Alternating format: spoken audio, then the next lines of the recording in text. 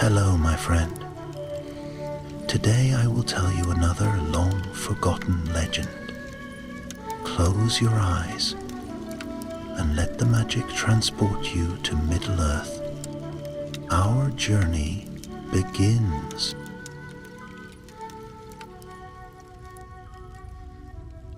Night settled softly over the mountains, draping the rocks in silver hush. A cold wind carried with it the scent of pine and old stone, whispering over the slopes as though recalling battles long past. Thráin the Seku, son of Thror, stood alone at the edge of the Dimrill Dale, his cloak still stained with the dust of war. Behind him the fires of Azanel Bazaar had faded at last, leaving only embers and the memory of countless fallen. He did not turn back to look at the battlefield. He had seen enough. Every clang of iron, every cry of a dying kinsman echoed within him still. His father's body had been avenged, yes, yet victory had not lifted the weight from his heart.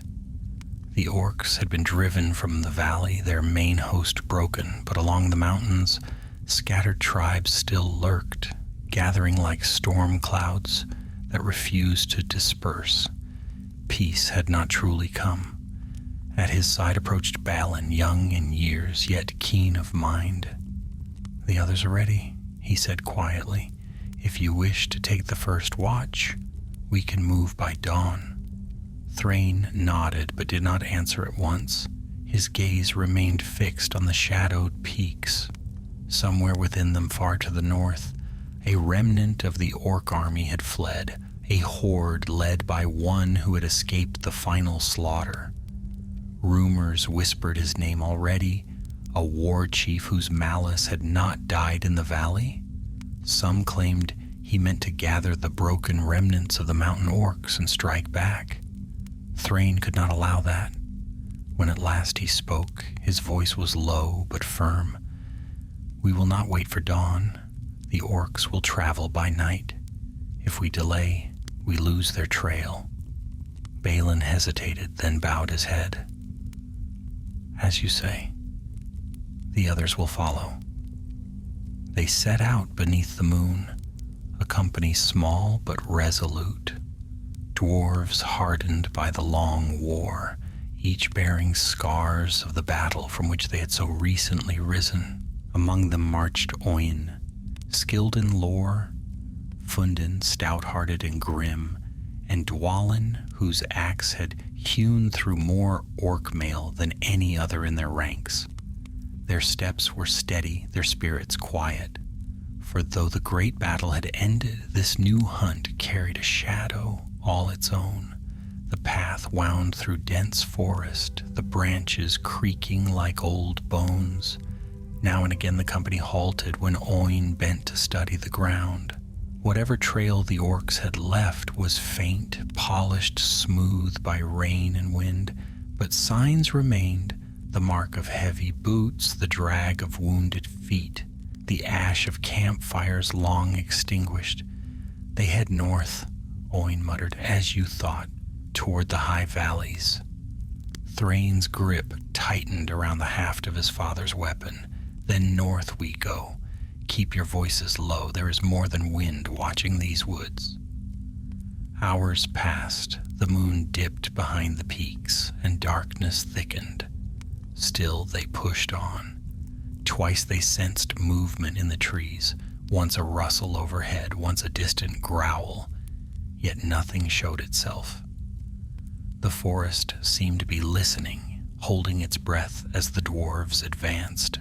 When the first hint of dawn paled the horizon, they reached a narrow ravine. Mist clung to the rocks like torn cloth, and a foul smell drifted from within.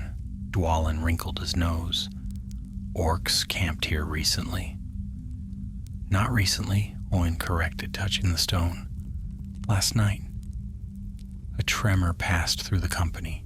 They were close, far closer than Thráin had dared hope. But as he stepped deeper into the ravine, something caught his eye. Crude scratches along the wall, half hidden beneath moss, symbols jagged and spiteful. Orc runes, Fundin muttered. Markings of allegiance. Balin leaned closer. This one I know. It means war chieftain. Thráin felt his heartbeat quicken. The rumors were true then. The orcs had not fled aimlessly. They were gathering behind a single banner. He looked up at the twisting pass ahead, into the gloom where the ravine narrowed. The air was heavy, as though the mountain itself awaited their choice. "We follow," Thráin said. "But from here on, be watchful. The orcs know we pursue them. They may be laying ground we are meant to tread." No one argued. They tightened their packs, checked their weapons, and moved in silence. Before long, the trail curved onto a small ledge overlooking the deeper valley. From this height, they could see the northern ranges stretching like a jagged crown. Somewhere beyond them lay Mount Gundabad, the ancient stronghold of their forefathers, defiled long ago by orc kind. A chill passed over Thráin's heart. That mountain had been sacred once. If a new orc lord sought to rally his kin beneath its shadow, the war they had just endured might kindle anew. The company rested beneath an overhang, eating little and speaking less. Thráin sat apart, studying the distant peaks. He did not speak his fears aloud, but he felt them creeping closer, like cold fingers along the spine. The battle was over. The war was not. For in the mountains ahead, something stirred that would not rest until the dwarves of Durin's line were broken, or Thráin was. And so the hunt began. The sun never rose kindly upon the northern heights. Even in early morning, the light that spilled across the slopes seemed pale and cold, carrying little warmth and less comfort. Thráin's company pressed on beneath that thin dawn, moving along narrow paths that wound between knife-edged ridges. The wind cut sharply across their cloaks, carrying with it the faintest echo of distant drums. Or perhaps it was only the shifting of stone in the deep places. By midday, they reached a slanting cliffside where the trail narrowed to little more than a foothold carved by ancient water. Below yawned a dark gulf where mists swirled in restless spirals. Balin glanced down once and muttered, "A fall from here would give the orcs less trouble finding our bones." Dwalin grunted, If they want our bones, they'll have to crack them in honest battle." Thráin said nothing. His eyes were fixed on the path ahead, where the stone had been chipped recently. A chunk of rock dislodged by a heavy foot, orc foot by its shape. The trail was fresh, fresher than any they had yet found. Oin knelt. 2 at least passed this way, and in haste, pressed onward by a greater will. "The war chief drives them," Fundin growled. "He must fear we're closer than he likes." "Or he hopes to lure us on," Balin murmured. Thráin's look was steady. "Trap or no trap, we follow. Each day they climb, they draw nearer to Gundabad. If they reach it, their strength will swell beyond our hope of reckoning." No more needed saying. They advanced again, step by careful step, until at last the cliff opened into a high valley strewn with shattered boulders. And there, at last, the trail left, more than faint signs. Blood stained the rocks. Dwalin crouched beside a dark smear. One of theirs fell, a wounded straggler perhaps. Oin shook his head. "No, this is the blood of a dwarf." A silence fell, heavy as iron. Thráin traced the stains with his fingertips. The blood was dry but not old, a day at most. His jaw tightened. A prisoner. They took him alive. Balin's face hardened. Then they moved faster than before, with purpose. The valley stretched onward, guarded by jagged spurs of stone that rose like teeth. The company kept low as they traveled, wary of shadows that gathered in every fold of the rocks. Soon they found more signs, discarded scraps of meat, a torn piece of leather armor, and, near a leaning pillar of stone, a trail of footprints broken by drag marks. "They are tiring," Owen said, studying the tracks. "Their wounded slow them. Then we may yet catch them," Thráin answered. But even as hope flickered, danger crept close. The company had scarcely pushed 2 bowshots deeper into the valley when Dwalin raised a hand. All halted at once. The warrior's gaze slid toward a cluster of boulders piled high against the cliff. Nothing moved, nothing breathed. Yet the stillness was too perfect. Thráin stepped forward slowly, lifting his father's axe. "Come out," he called, his voice low but carrying. For a heartbeat, nothing stirred. Then a shriek split the rocks. From behind the boulders burst a pack of orcs, lean, scarred, and painted with crude symbols of allegiance. They spilled out like beasts from a lair, brandishing curved blades, their eyes gleaming with fury. They had been waiting. "Form on me," Thráin barked. Steel rang out as the dwarves closed ranks. The first orc leapt, only to fall beneath Dwalin's sweeping strike. Another darted forward, stabbing low, but Balin blocked the blow with quick precision. The clash echoed through the valley, stone sending back the roar of battle. One orc scrambled around the flank, aiming for Oin. Fundin met him, driving his shield forward with such force that the creature toppled backward. Thráin stepped in, striking cleanly. The orc fell silent. But the ambush was not a simple skirmish. More orcs poured from crevices above, dropping down with snarls. One landed near Thráin, slashing wildly. Thráin caught the blade on his axe haft and shoved the orc backward with a brutal kick. The creature stumbled, and before it regained its footing, Thráin cleaved it down. Balin, breathing hard, called over the din, "They're not here to defeat us. They're stalling us." Thráin knew it was true. The force was small, far too small to challenge a company of seasoned dwarves. They were here to delay, to slow the pursuit while the main host fled. "We end this quickly," he commanded. The dwarves responded with fierce determination. Dwalin surged forward like a thunderbolt, battering aside an orc with his shield, then splitting another with his axe. Fundin parried 2 blows at once, stepping aside to grant Oin a clear strike at an exposed flank. Balin's blade flashed in careful arcs, each stroke precise, measured, lethal. Within minutes, the ambushers lay strewn across the rocks, silent at last. A few fled, limping into cracks between the stones, but none escaped far. Dwalin pursued and ended them swiftly. When the final cry faded, the company gathered their breath. Blood marked the stone, but none of it was theirs. Balin wiped his blade. "If they meant to slow us, they have done so." "Not enough," Thráin answered. "They have lost more than we." He looked around the valley, noting the bodies, the painted symbols on their hides, the scars on their armor. All bore the same markings as the runes they had found before. The sign of the new war chief. "He commands them well," Thráin murmured. "He means to reach Gundabad before we can cut him off." Oin pointed toward the narrowing path beyond. The trail leads upward again, into the high passes. Thráin turned north, the wind tugging at his cloak. The mountains loomed like a vast wall of darkness, their peaks hidden by swirling cloud. Beyond them lay Gundabad and the enemy they sought.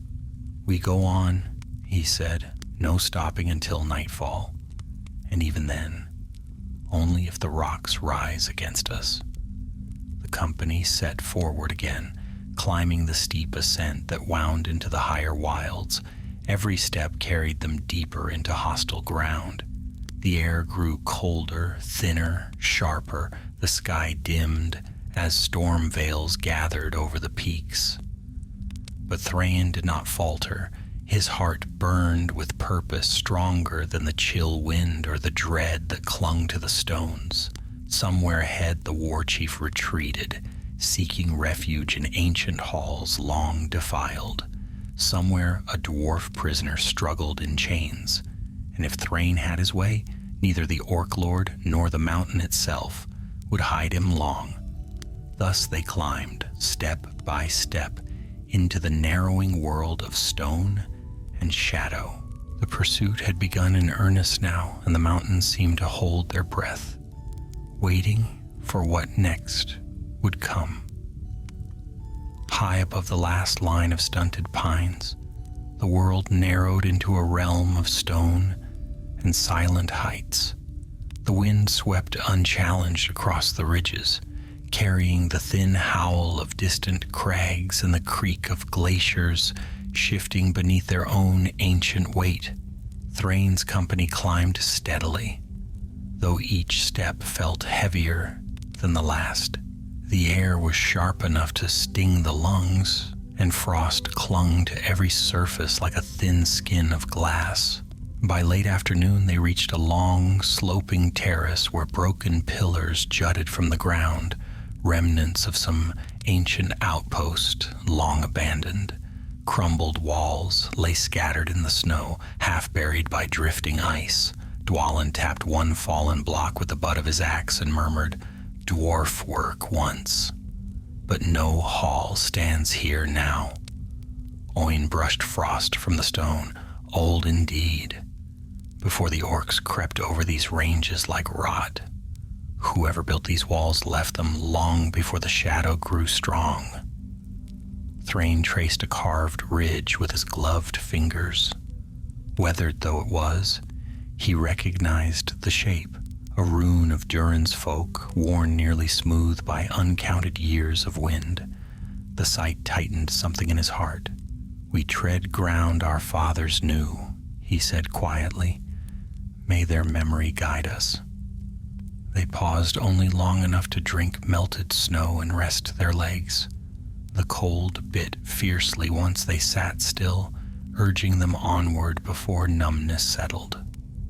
Night would fall early in these heights, and they needed shelter before the darkness made the paths treacherous. The trail wound upward between two massive shoulders of rock, rising in steep switchbacks. Loose stones shifted beneath their boots, rattling down the slope like whispered warnings. More than once, Balin steadied himself on his staff, muttering that the mountain seemed eager to pitch them into its depths. Just as the sun dipped behind a distant ridge, they reached a narrow cleft where a thin plume of smoke curled upward. Thráin raised a hand and the company halted at once. "Not orc smoke," Oin murmured after sniffing the air. "This burns clean pine wood." "Someone camps ahead," Balin whispered, "but friend or foe?" Only silence answered. With caution they advanced. The cleft opened suddenly into a sheltered hollow, ringed by high stone, and in its center burned a small fire beside a lone figure wrapped in heavy furs. A mule grazed nearby on scraps of winter grass. The stranger lifted his head as Thráin stepped forward. Beneath the hood glimmered eyes, dark and steady. Too keen, Thráin thought, for a wandering hermit. "Ho there," the man said, voice roughened by mountain air. "You walk paths seldom trod by your kind." Thráin's hand remained on his axe haft. "And you keep fire where no traveler lingers without purpose." The man offered a faint smile. "Purpose? Aye. A short while past, I crossed the trail of a host moving north in great haste. Orcs by the hundred, though many limped and bore wounds. I made camp here to watch their passing." The company exchanged sharp glances. Thráin stepped closer. "You have seen them." "How long ago?" "Not half a day," the stranger replied. "Their numbers slow them, though something drives them fiercely." "I did not follow." Too many dangers lie on that road. Yet we must take it, Balin said, for they hold one of our own captive. The man's gaze softened briefly. Then your task is grim indeed. Thráin studied him. Who are you, wanderer? Few dare these heights alone. The stranger shrugged lightly. A watcher of the wild places. I keep no name worth the telling. Dwalin snorted softly. That sounds like no answer at all. It is the only one I will give, the man replied calmly. But I will offer warning if you choose to hear it. The orcs you pursue march toward a place no traveler should tread. Their purpose is not mere flight from battle. They move with intent toward some gathering point. Gundabad, Thráin said, and the hollow seemed to darken at the word. The stranger nodded slowly. A foul place now, though once it was your people's pride. And so it shall be again, Thráin answered. Not today perhaps, but one day. For now I must stop the war chief that runs ahead of us. The stranger considered him a long moment. Then he lifted a small leather pouch and held it out. Here, a salve for cuts and frostbite. I need it less than you may, before this road ends. Thráin took it with a nod of thanks. Something about the man felt familiar, though he could not place the sense. But the mountains accepted many secrets, and not all who walked them spoke openly. They did not linger. The light was fading, and the orcs had too great a lead already. With a final glance at the wanderer, they climbed into the pass beyond the hollow, where shadows lay thick across the snow. As night settled, the wind rose, carrying strange cries from distant crags. The company pressed forward until they reached a cavern's mouth beneath an overhanging ridge. Inside, the stone walls curved sharply, offering enough shelter to keep the worst of the wind at bay. We camp here, Thráin said. One fire only. No more light than we must. They set their bedrolls close together. Dwalin kept first watch, pacing the entrance like a vigilant hound. The others dozed lightly, though rest came slowly. The mountain groaned and whispered through the night as if restless beneath their feet. Near midnight, Thráin woke with a start. Something had changed. He rose silently. Outside, the wind had fallen still. A deep, unnatural quiet clung to the slopes. Even the distant cries had ceased. He stepped from the cave, scanning the dark. Then he saw it. Far along the northern ridge, a faint red light flickered, briefly like a torch lowered behind stone. Then another, and another. Small glimmers, but many. Signal fires. Thráin felt a coldness far deeper than the night settle over him. Not the random glow of a wandering band, nor the careless blaze of a camp. These lights burned in order, answering one another across the heights. The orcs were calling to their kin. Reinforcements were gathering. Footsteps approached behind him. Balin stood at his side, pale in the moonlit snow. You see it too, he whispered. Aye, Thráin said. The war chief summons every tribe he can reach. What now? Thráin watched the last of the distant lights gutter out. In that final flicker, he seemed to glimpse the shape of the conflict to come. Greater than the skirmish in the valley, greater than a simple hunt. Something far more dangerous stirred ahead. We go on, he said, faster than before. If the orcs unite under this new leader, all the northern holds may be put to ruin. The fire within him hardened, steady and sharp as tempered steel. The company followed him back into the cave, understanding without words that the true danger of this pursuit had only now begun, for the orcs were no longer merely fleeing. They were preparing for war, and Thráin intended to reach their leader before that war could be unleashed. Dawn crept cold and colorless across the peaks, casting long shadows over the white-crusted slopes. Thráin's company broke camp before the sun had risen fully, for none among them wished to linger after seeing the distant signal fires. Their path wound upward through a narrow defile where the snow lay deep and unbroken. Only the thick breaths of the dwarves and the crunch of boots disturbed the stillness. The higher they climbed, the more the world seemed carved not for mortal feet, but for the wind alone. Jagged cliffs loomed on either side, and the sky above narrowed to a thin gray ribbon. Thráin pressed onward without pause, though he knew each step strained his companions. The knowledge that an imprisoned kinsman was dragged ahead of them drove his feet as surely as the fear of the orcs' growing strength. Balin drew near, murmuring low so the wind would not carry his words. If the orcs gather as those fires suggest, they may already number more than we can face. Then we must deny them the time to gather, Thráin replied. His eyes never left the trail.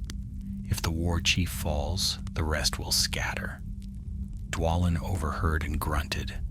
Let him come within reach of my axe. I'll scatter him myself. Oin, trudging behind them, shook his head. You forget, Dwalin. He escaped Azanul Bazaar alive. Any orc that survives such a slaughter is not easily struck down. Thráin said nothing. He remembered the whispers on the battlefield, rumors of a figure who slipped through the carnage, rallying surviving warriors with uncanny swiftness. The thought tightened the muscles along his jaw. Evil leaders rose often among the orc kin, but rarely one who could command the loyalty of tribes that normally bickered and betrayed each other for sport. Whatever power this war chief possessed, Thráin intended to rip it from him. By midday, their path widened onto a wind-scoured ridge. Snow whipped across their cloaks in shimmering veils, and the distant mountains stretched endlessly, each peak rising like a frozen wave. They paused to catch their breath and take what small meal they could. As they rested, Fundin gazed northward. There, he said, pointing toward a line of dark shapes, winding along a lower path. Even through the shifting snow, the forms were clear enough. A column of orcs, perhaps 50 strong, dragging something behind them. Thráin's breath caught. At their tail, a single figure stumbled, short, stocky, and bound in chains. A dwarf. The sight roused a hard fury within him. We found them. But we are too far above to strike, Balin said. If we descend from here, they will see us long before we reach them. Oin squinted at the rugged land ahead.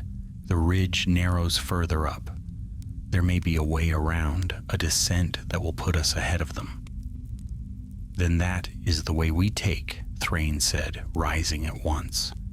They marched with renewed purpose. The ridge sharpened into a razor-thin path, forcing them to move in single file.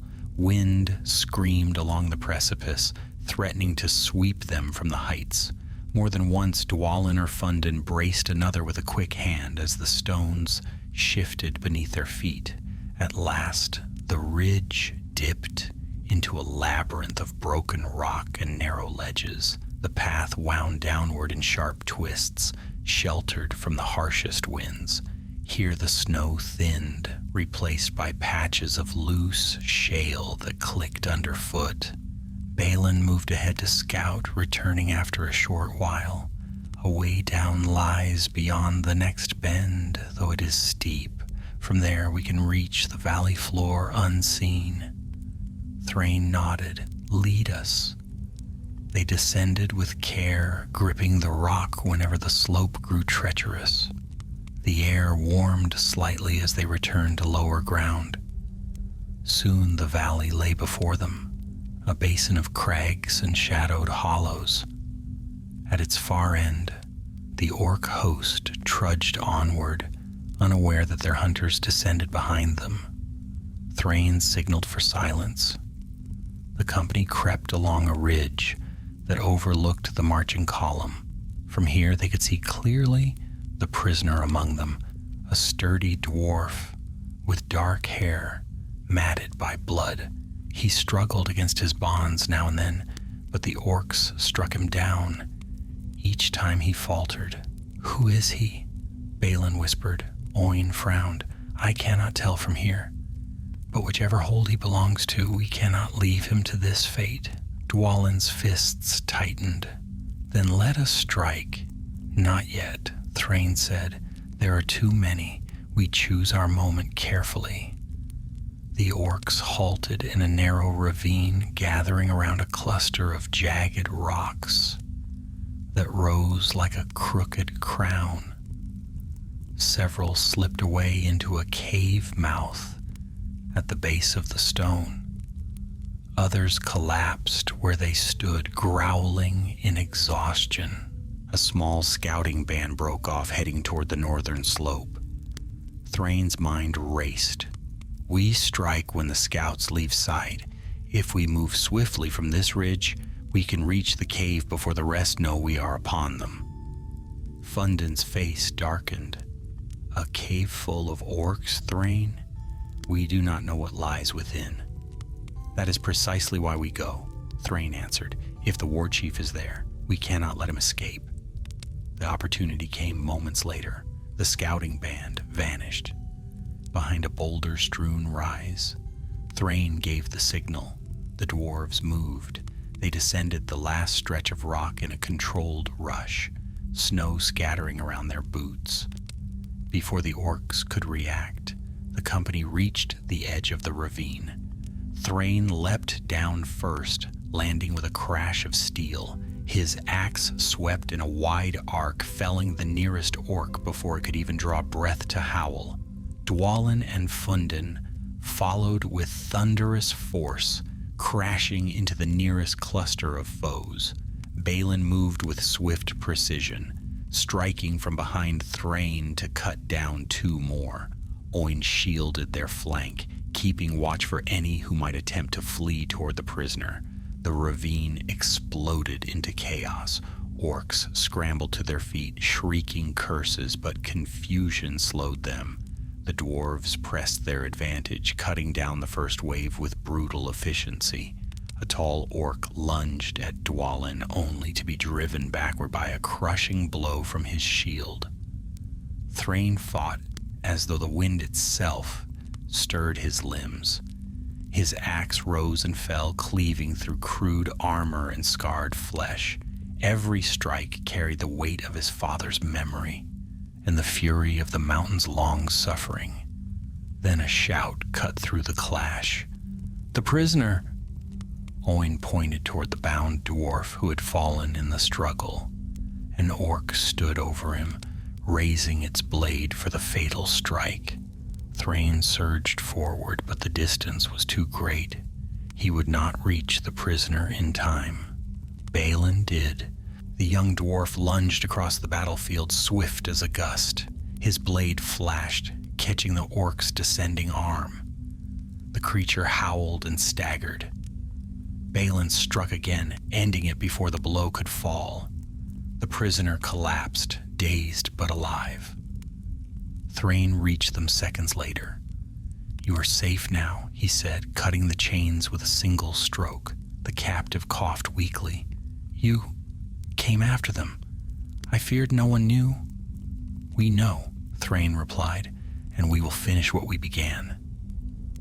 But even as he spoke, a new sound rose from the cave, a deep drumbeat, slow and thunderous. Every dwarf turned. The shadows within the cave mouth shifted, and something large began to step out. From the mouth of the cavern rolled a low, throbbing roar, like the deep stirring of an ancient beast that had slept too long beneath the mountain. The dwarves drew back as the shadows parted. What stepped into the pale light was no common orc. The creature stood taller than any of its kin, clad in piecemeal armor, scavenged from a dozen fallen foes. Its shoulders were broad as a bull's, its skin a sickly gray-green, and across its breastplate burned the crude red mark of a jagged crown, the same symbol the company had seen carved into the stones along their trail. In its massive hands, it carried a double-headed mace, the iron spiked and blackened by old blood, an orc lieutenant, bred for war in the deep pits of Gundabad, its yellow eyes fixed on the dwarves with hateful purpose. Dwalin spat. A troll-crossed brute. I've cracked bigger skulls. Not alone, Thráin warned. Stand together. But the beast gave no time for planning. With a roar that shook dust from the stones, it charged, its footsteps like hammer blows. The first swing of its mace tore a gouge through the earth where Thráin had stood a heartbeat before. The dwarves scattered, striking from the sides. Fundin's axe bit into the monster's thigh, but barely slowed it. Balin darted in, aiming for a gap beneath its arm, yet the blow skittered off the armor with only a spark. The creature wheeled and struck out, sending Fundin stumbling back with a heavy blow to the shield. The prisoner, still weak, scrambled clear of the fight while Oin hauled him to safety. The rest gathered around the towering foe, circling like wolves around a maddened bull. Thráin lunged, burying his axe deep into the creature's arm. The beast bellowed and swept its mace toward him. Thráin ducked, but the wind of the swing knocked him sideways, sending him skidding across the stone floor. The mace struck a boulder behind him, shattering it into gravel. Balin shouted, "Its joints! The armor will not yield. Aim for the gaps." They pressed the creature from all sides now. Dwalin smashed his shield into its knee, staggering it. Fundin struck behind the knee, drawing a furious howl. The beast spun wildly, lashing out in all directions, but the dwarves were quick, darting, ducking, and striking with discipline carved into them by years of war. At last, Thráin regained his footing. He saw the moment the beast faltered, its weight shifting. With a fierce cry, he charged, ducking beneath the heavy mace as it swung down. He planted his boots, gripped his axe with both hands, and drove it upward beneath the beast's jaw with all the strength in his body. The steel sang. The orc lieutenant staggered, choking. Its mace slipped from its grip and crashed to the ground. For a heartbeat, it remained standing, teetering like a toppled statue, then toppled forward with a thunderous crash. Silence followed, broken only by the heavy breathing of the company. Dwalin prodded the fallen foe. Dead enough, Balin exhaled shakily. A grim greeting for whatever waits in the cave. Thráin retrieved his axe and looked toward the cavern's shadowed entrance. The prisoner, now partly steadied by Oin, approached unsteadily. Though his face was bruised and his beard torn, his eyes held the stubborn fire of Durin's folk. Thráin placed a steadying hand on his shoulder. "Can you speak your name?" "Frar of the Iron Hills," the dwarf rasped. "They fell on my scouting party 3 nights past. I alone survived their first slaughter." "Why keep you alive?" Balin asked. Frar swallowed. "The war chief, he questioned me. Wanted to know if dwarves mustered in the east, wanted word of all clans. He gathers the tribes for a great strike. Gundabad is his throne now." Thráin's jaw clenched. The worst of his suspicions had been true. Frar continued, voice trembling with exhaustion. "He is no common orc lord. He fights with cunning, commands loyalty through fear, and something else, a promise. He speaks of reclaiming Gundabad for the Orcs forever, not as a refuge, but as a kingdom. He means to unite every tribe from the Grey Mountains to the deep south. A heavy silence settled. Even the wind seemed to pause. Then he cannot be allowed to escape, Thráin said. Is he ahead of this band? Farrar nodded weakly. A small guard, 6 or 7, escorted him deeper into the caves. He seeks an old vault, something buried long ago by your kin. He believes it holds relics of power. Relics? Owain murmured. If there is truth in that, we must reach it first. Balin frowned toward the cave mouth. This passage leads far beneath the mountain. We may walk into a trap. Then we walk carefully, Thráin replied, but we walk nonetheless. He looked to the others. Not one wavered. Dwalin lifted his axe. We've faced worse. Fundin wiped blood from his beard. We go with you to the end, Thráin. The company gathered their gear. Dwalin and Balin positioned themselves at the front, shields raised. Thráin stood between them, axe ready. Owain steadied Farrar and helped him to the rear, where the wounded dwarf could follow more slowly. Then, without another word, they stepped into the cave. The air changed at once. A cold dampness clung to the stone, and the ground sloped steadily downward. The walls were marked with crude symbols, orc runes smeared with soot, warnings of danger or claims of dominion. Here and there, shattered bones lay scattered, gnawed clean. A foul stench filled the passage. Torches burned in iron sconces, their flames guttering as the company moved. The deeper they went, the more the light seemed to recoil from the darkness rather than press it back. After a long descent, the tunnel split. Farrar pointed toward the left-hand fork. That way. I was dragged past this point. They spoke of the lower vaults. The path led into a broad chamber where a waterfall once flowed, now frozen into pale curtains of ice. Their reflections flickered on the icy surface, ghost-like and wavering. Thráin paused, studying the footprints in the frost. Orc tracks, fresh. They pressed on. Beyond the frozen fall, the tunnel narrowed into a steep stairway, carved in ages past. Ancient runes, dwarven ones, lined the walls, half chiseled away by orc claws. Thráin brushed a mark that had once spelled a name. Time and filth had erased its meaning. We are walking in the halls of our ancestors, Balin whispered. And the orcs know it not, Owain added, or care. The stair descended into a long hall supported by pillars of black stone. A faint reddish glow pulsed from the far end, its source hidden behind thick shadows. The smell of burning pitch drifted toward them. Voices echoed, rough, guttural, mocking.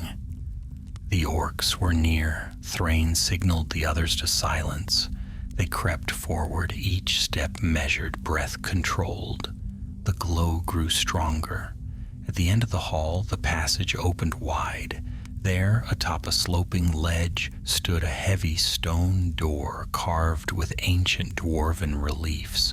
Warriors with hammers, runes of binding, images of the mountain's forging halls.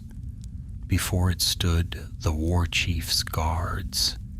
7 orcs marked with the same red crown seen on the lieutenant's breast. They stood watch, tense and alert, as though expecting pursuit. The door behind them was cracked open. Faint light flickered within. Thráin's heart pounded. The war chief is inside, he whispered. And so the moment they had hunted, through storm and shadow, had come at last. The final confrontation was beginning. The 7 guards before the ancient stone door stood like dark sentinels, their armor clinking softly as they shifted their weight. Their breath rose in pale vapors, drifting beneath the flicker of torchlight. The red crown mark gleamed upon each of their breastplates, a symbol of their war chief's rising dominion. Beyond the cracked door, dim light pulsed as though something inside throbbed with its own heartbeat. Thráin crouched behind a fallen pillar, his company close at his side. Every dwarf felt the tension in the air, like the hush that falls before a storm breaks across a mountain. They were deep beneath the world now, in the very bones of the ancient stronghold. Here the shadows seemed thicker, the silence waiting.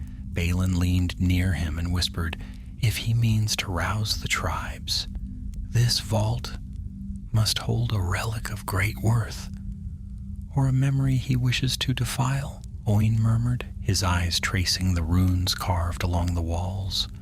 Such halls were not meant for unclean feet. Thráin studied the orc guards.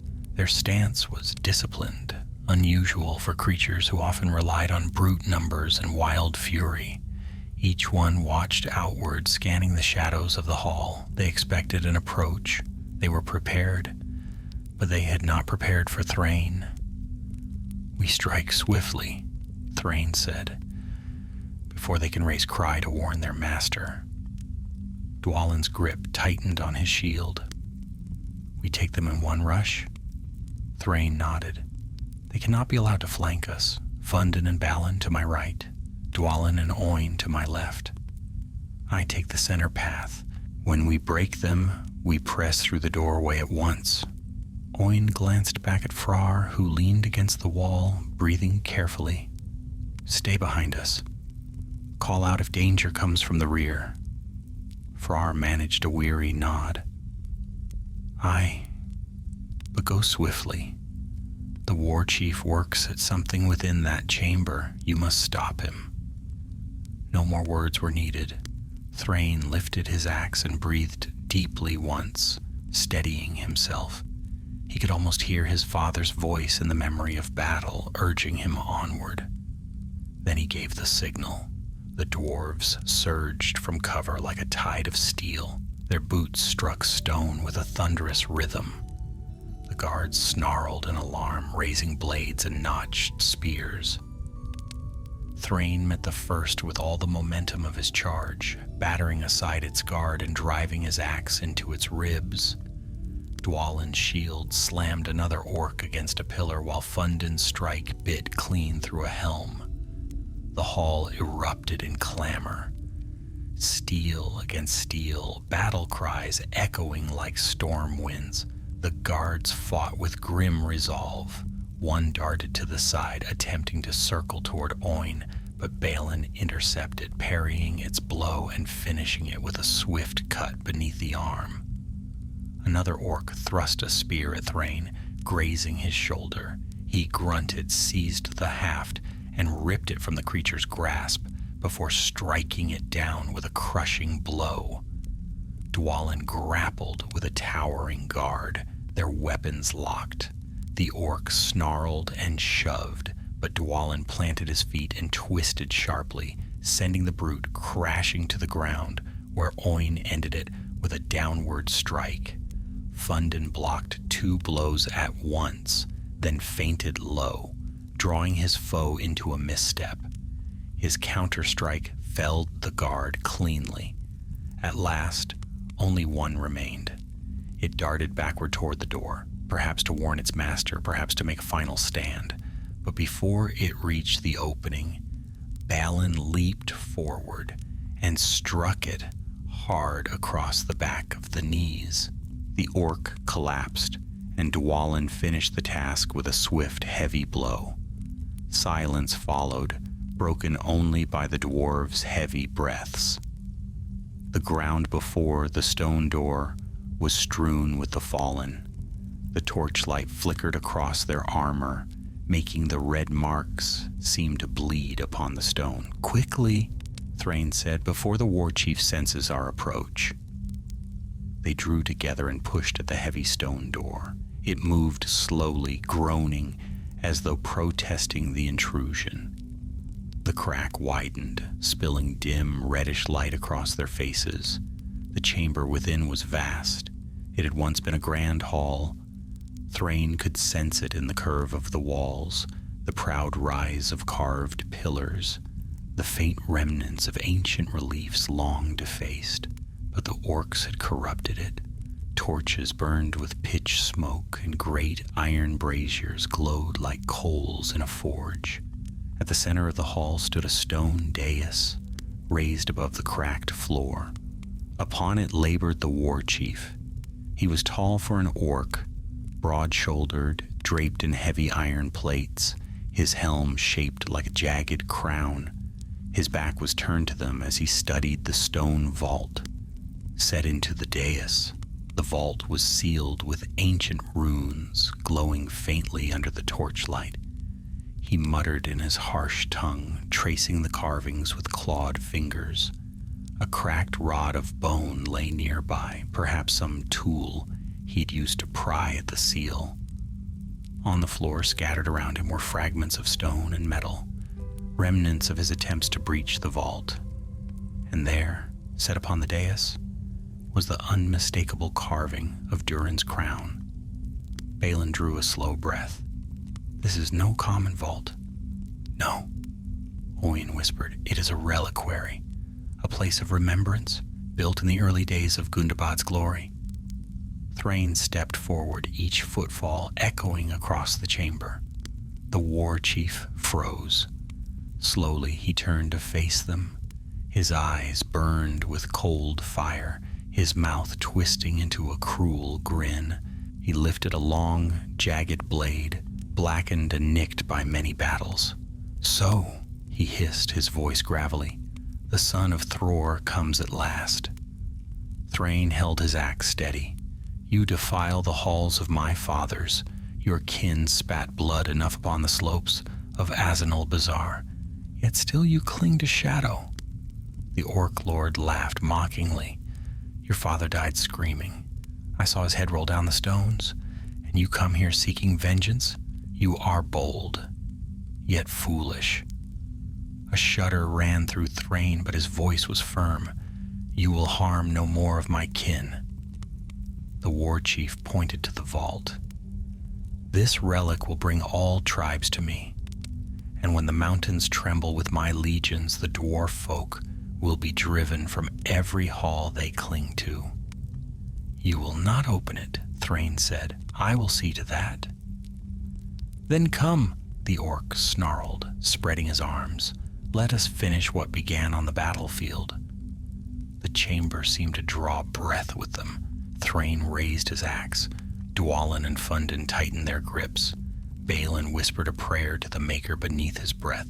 The war chief stepped from the dais, blade gleaming in the red torchlight, and the battle for the vault began. The war chief descended from the dais with a prowling gait, each step deliberate, each movement steeped in cold malice. His jagged blade dragged lightly across the stone floor, leaving shallow scars behind it. A low growl rumbled in his throat as he faced the dwarves, the torchlight glinting off his helm's cruel spikes. The ancient chamber seemed to darken around him, the shadows gathering as though in obedience to his presence. Thráin stepped forward to meet him, axe raised. The hall held its breath. The first clash came sudden and violent. The war chief lunged with startling speed, his blade arcing downward with such force that sparks leapt from the stone as Thráin parried. The blow jarred Thráin's arms to the bone. This was no ordinary foe. Strength and ferocity burned in the orc lord like a forge fire. Dwalin charged from the left, shield raised. He slammed into the orc with a crash that would have felled a lesser creature, but the war chief staggered only a step before driving a mailed fist into Dwalin's shield, cracking the wood and hurling him backward. Stay with him, Thráin barked. Fundin and Balin moved in at once, circling like twin wolves. Fundin struck high, aiming for the helm, while Balin swept low toward the war chief's exposed knee. The orc twisted, avoiding Fundin's blow by a hair's breadth. Balin's strike landed, but the blade glanced off thick iron plating with a ringing clang. The war chief retaliated. His blade lashed outward in a wide sweep that forced both dwarves back. The air itself seemed to shudder with the force of it. Oin shouted from behind, "The dais! Keep him from returning to the vault!" The Orc Lord's glare snapped toward the ancient stone door behind him. His goal, his prize. Thráin saw that flicker of intent. He lunged, driving his axe toward the war chief's midsection. Their weapons collided, steel against steel, in a burst of sparks that illuminated the runes on the walls. "You will not claim what lies within," Thráin growled through clenched teeth. The war chief snarled, revealing yellowed fangs. "You cannot deny me. Your kin abandoned this place long ago. Gundabad is ours." He pushed forward with brute strength, forcing Thráin back a step, but the son of Thror held firm. He pivoted, breaking the lock and striking upward. The blow clipped the orc's helm, denting the cruel crown and sending him reeling. "Now," Thráin shouted. Dwalin surged to his feet, ignoring the splintered remains of his shield. He charged in once more, roaring with battle fury. Fundin flanked the Orc Lord from the opposite side, and Balin moved swiftly to cut off his retreat toward the dais. The chamber rang with the rhythm of battle, boots scraping stone, weapons clashing, breaths drawn through gritted teeth. The war chief fought like a cornered beast. He drove Fundin back with a downward slash, then pivoted into a spinning strike that Dwalin barely blocked with the metal edge of his broken shield. Sparks danced across the hall as the blow carved a deep gash into the floor. Balin darted behind the orc, aiming for the vulnerable spot at the base of his spine. His blade struck true, drawing a roar of pain from the war chief. Thick, dark blood sprayed across the stone, but pain only fed the orc's fury. With a roar, he whirled, backhanding Balin with a swipe so forceful the young dwarf was hurled across the chamber. He struck a pillar and fell, dazed. Thráin felt his chest clench. "Balin!" But he had no time to rush to him. The war chief came at him again, faster, wilder, driven by rage. The orc's blade slashed in a furious pattern of arcs and thrusts, each strike meant to kill. Thráin met him blow for blow, his axe a blur of polished steel. Dwalin recovered and charged the war chief's flank. The Orc Lord twisted, caught Dwalin's wrist, and hurled him across the chamber as though he were a child. Dwalin crashed into a heap of fallen stones, groaning. Fundin pressed in again, landing a heavy blow that bit into the orc's shoulder. Blackened armor cracked under the force. The war chief staggered, but only for a moment. He seized Fundin's arm, wrenched him around, and smashed him against the dais steps. Fundin gasped, breath knocked free. The war chief laughed, a guttural sound filled with triumph. "Your kin fall," he snarled. "One by one you break, and once you are dead, I will claim what your fathers hid from the world."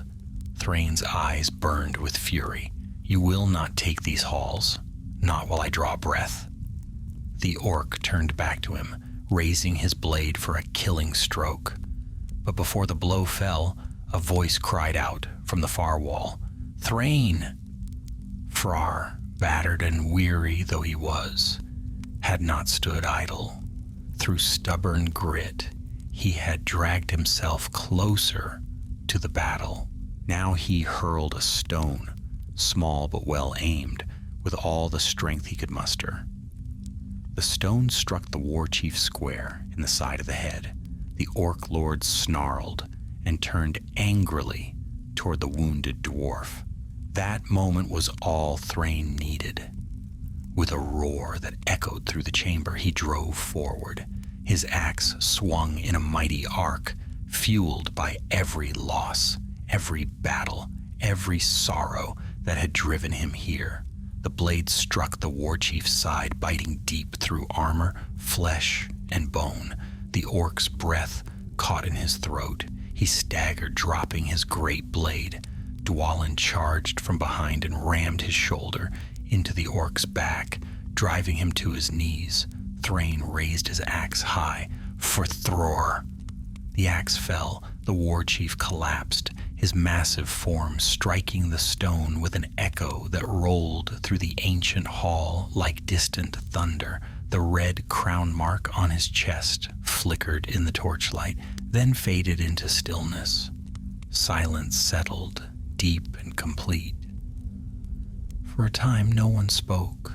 The chamber seemed to breathe out as though some heavy burden had been lifted from its centuries of darkness. Balin stirred from where he had fallen. Oin rushed to him, checking his wounds. Fundin sat up with a groan, rubbing his shoulder. Dwalin rose and planted his boot upon the war chief's body to ensure it did not stir again. Thráin stood over the fallen orc lord, chest heaving. His axe dripped black blood. He looked toward the dais where the ancient vault still glowed faintly. "The leader is slain," Fundin said, wiping his brow. "The tribes will scatter." "Aye," Dwalin growled. "Without him, they'll flee like rats before a fire." But Thráin did not look relieved. He gazed toward the ancient vault, its runes glowing dimly, its seal cracked. "The battle is won," he said quietly, "but the danger may not yet be ended." He stepped toward the dais, and the chamber, once silent, seemed to hold its breath once more.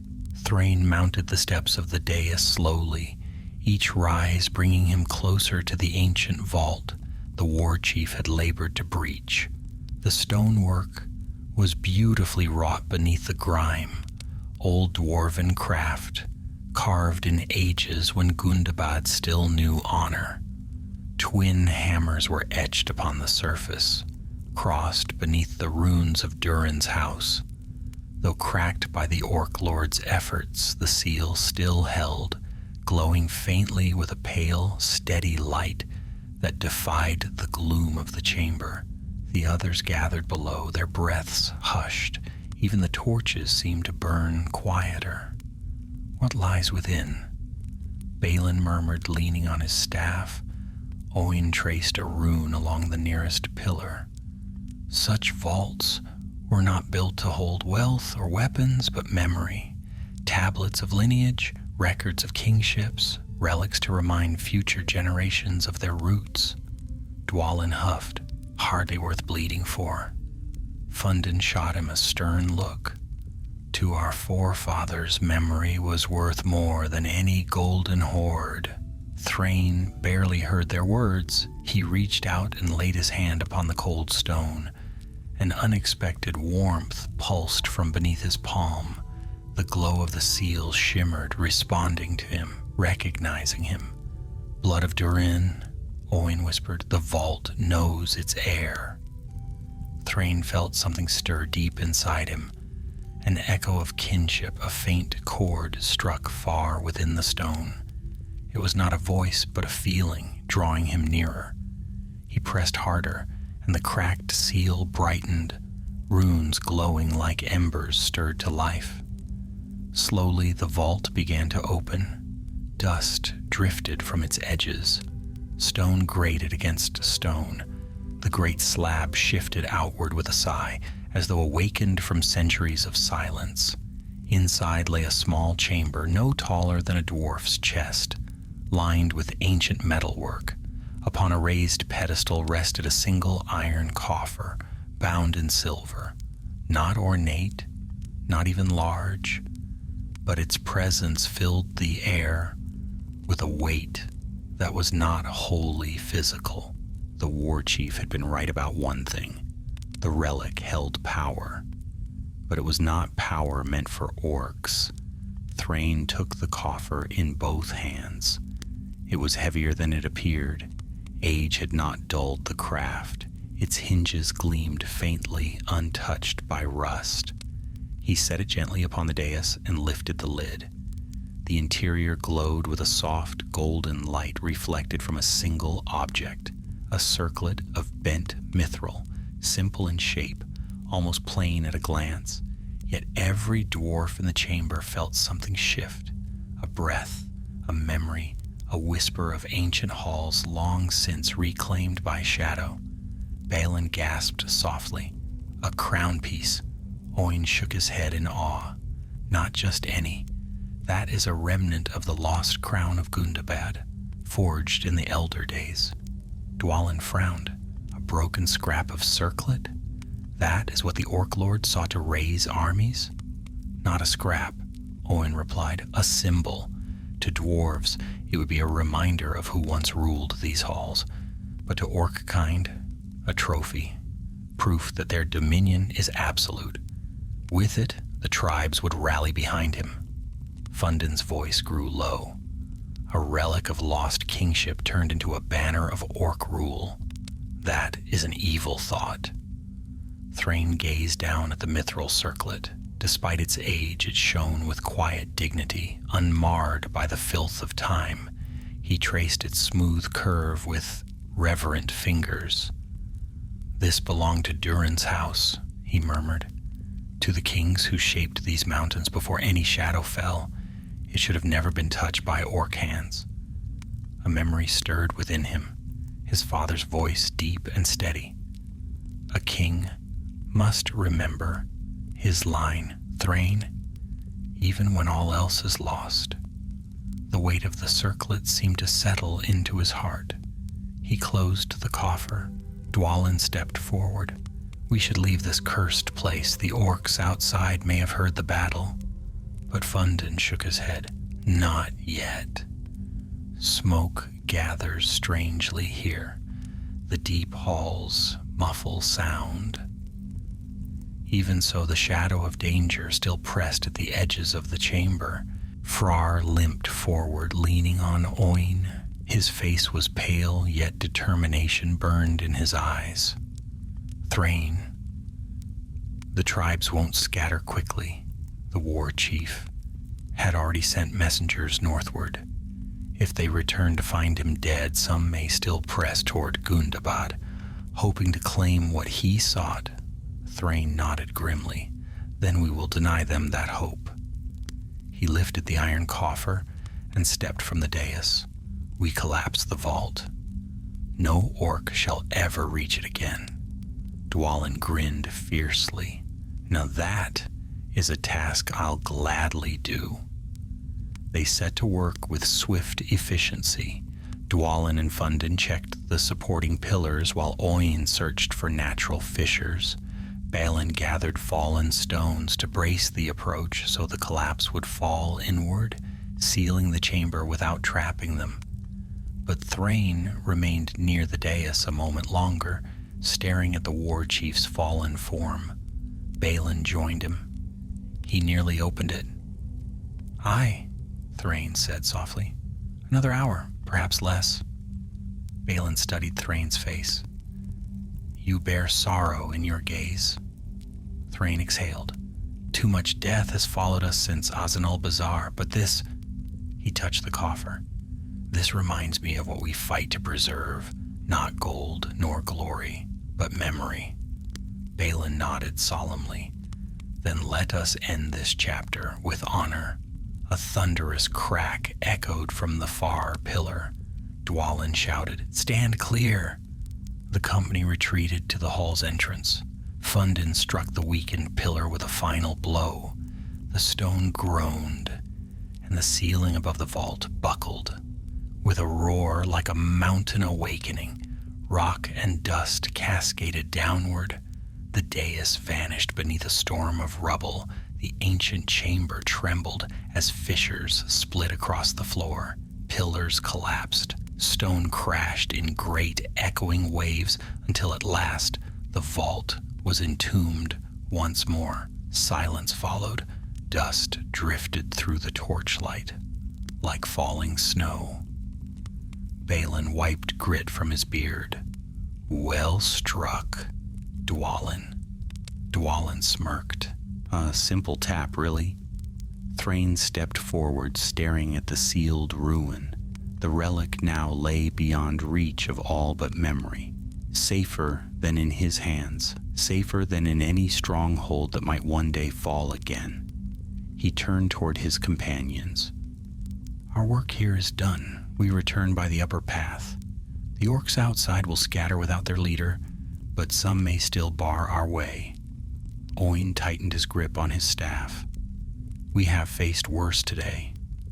Frár managed a weary grin, and lived. That is achievement enough.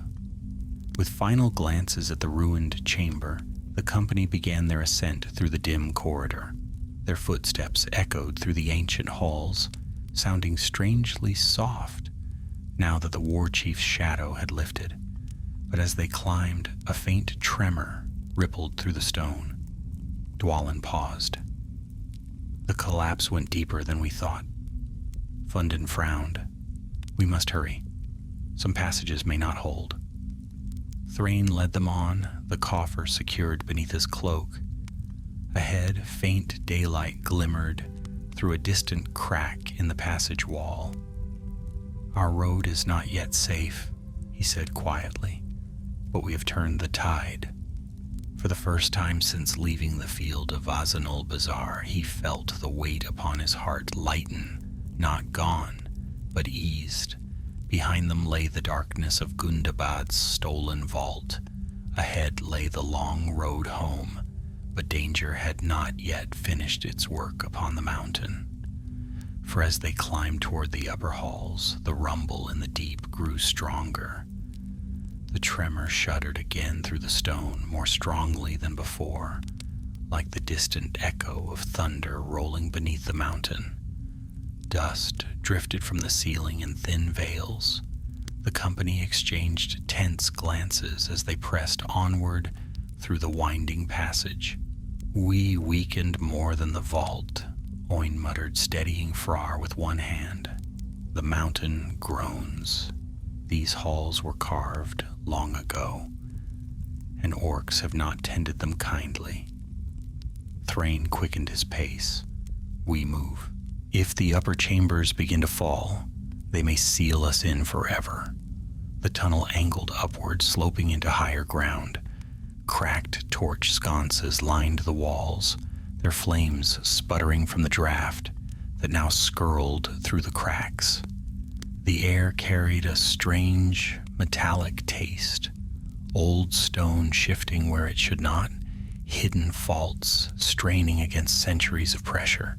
They reached a broad landing where the walls widened into a low-roofed hall. The remnants of ancient carvings adorned the pillars.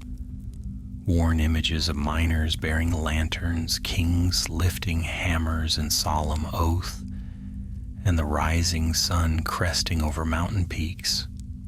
Once, this place might have been a meeting chamber for watchmen of old. Now it trembled under the weight of time and ruin.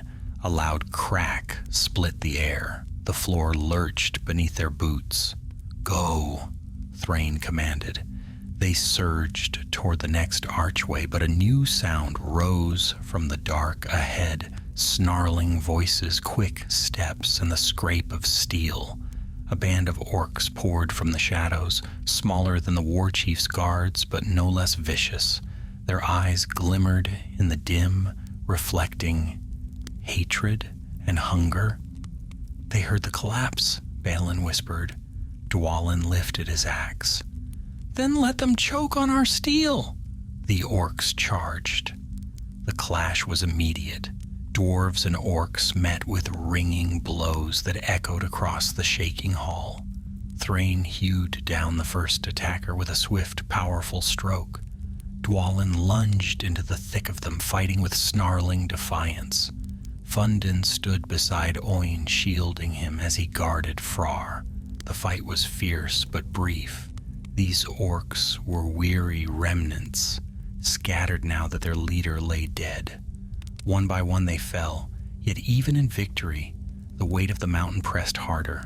A long groaning roar issued from the depths. The far wall fissured, splintering like cracked glass. Balin looked around wide-eyed. If we tarry another minute, this hall will bury us. Forward, Thráin cried, shoving open the next stone door. They passed into a tall corridor that angled upward like a long throat of the mountain. The ceiling soared above, broken in places where age had carved its slow mark. Here the air was cooler, fresher, carrying the scent of far-off snow. Hope flickered. Daylight couldn't be too far. But their trials were not over. As they ascended, they reached a fork in the corridor. One path lay straight and wide, lined with shattered statues and defaced runes. The other veered sharply to the right, narrow but seemingly stable. Fundin studied the stone. The wide hall bears fresh cracks. That way is perilous. Oin pointed to the narrower path. This one leads toward the northern egress, a safer route if the tremors hold. Thráin hesitated only a moment. We take the narrow way. They pressed into the confined passage, which forced them into single file. The walls were close enough to touch with outstretched hands. Carvings ran along the stone, early craft, older than anything in Erebor or the Iron Hills. The designs were simple, flowing lines like mountain streams, spirals like the turning of the seasons, symbols of ancient kinship. Frar touched one lightly. This place was built with pride, Balin nodded. Aye, and sadness too. The lines curve like mourning songs. The tremor returned, heavier now. A split raced across the ceiling above them.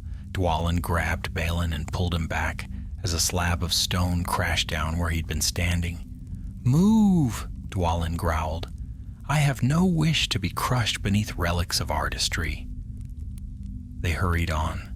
At last, the passage spilled into a chamber lit by thin strands of daylight filtering through cracks above.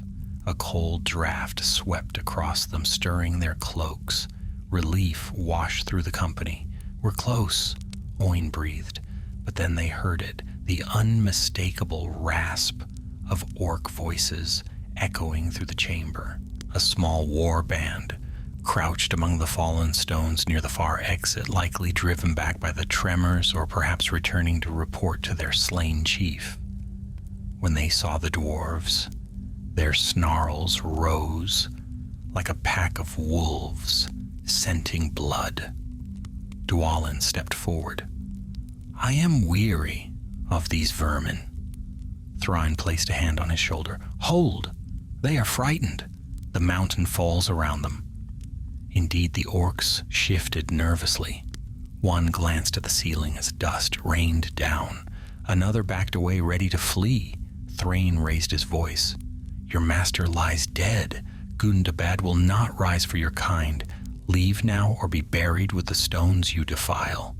The orcs hesitated. One hissed a curse, another spat, but fear clawed at them more fiercely than hatred.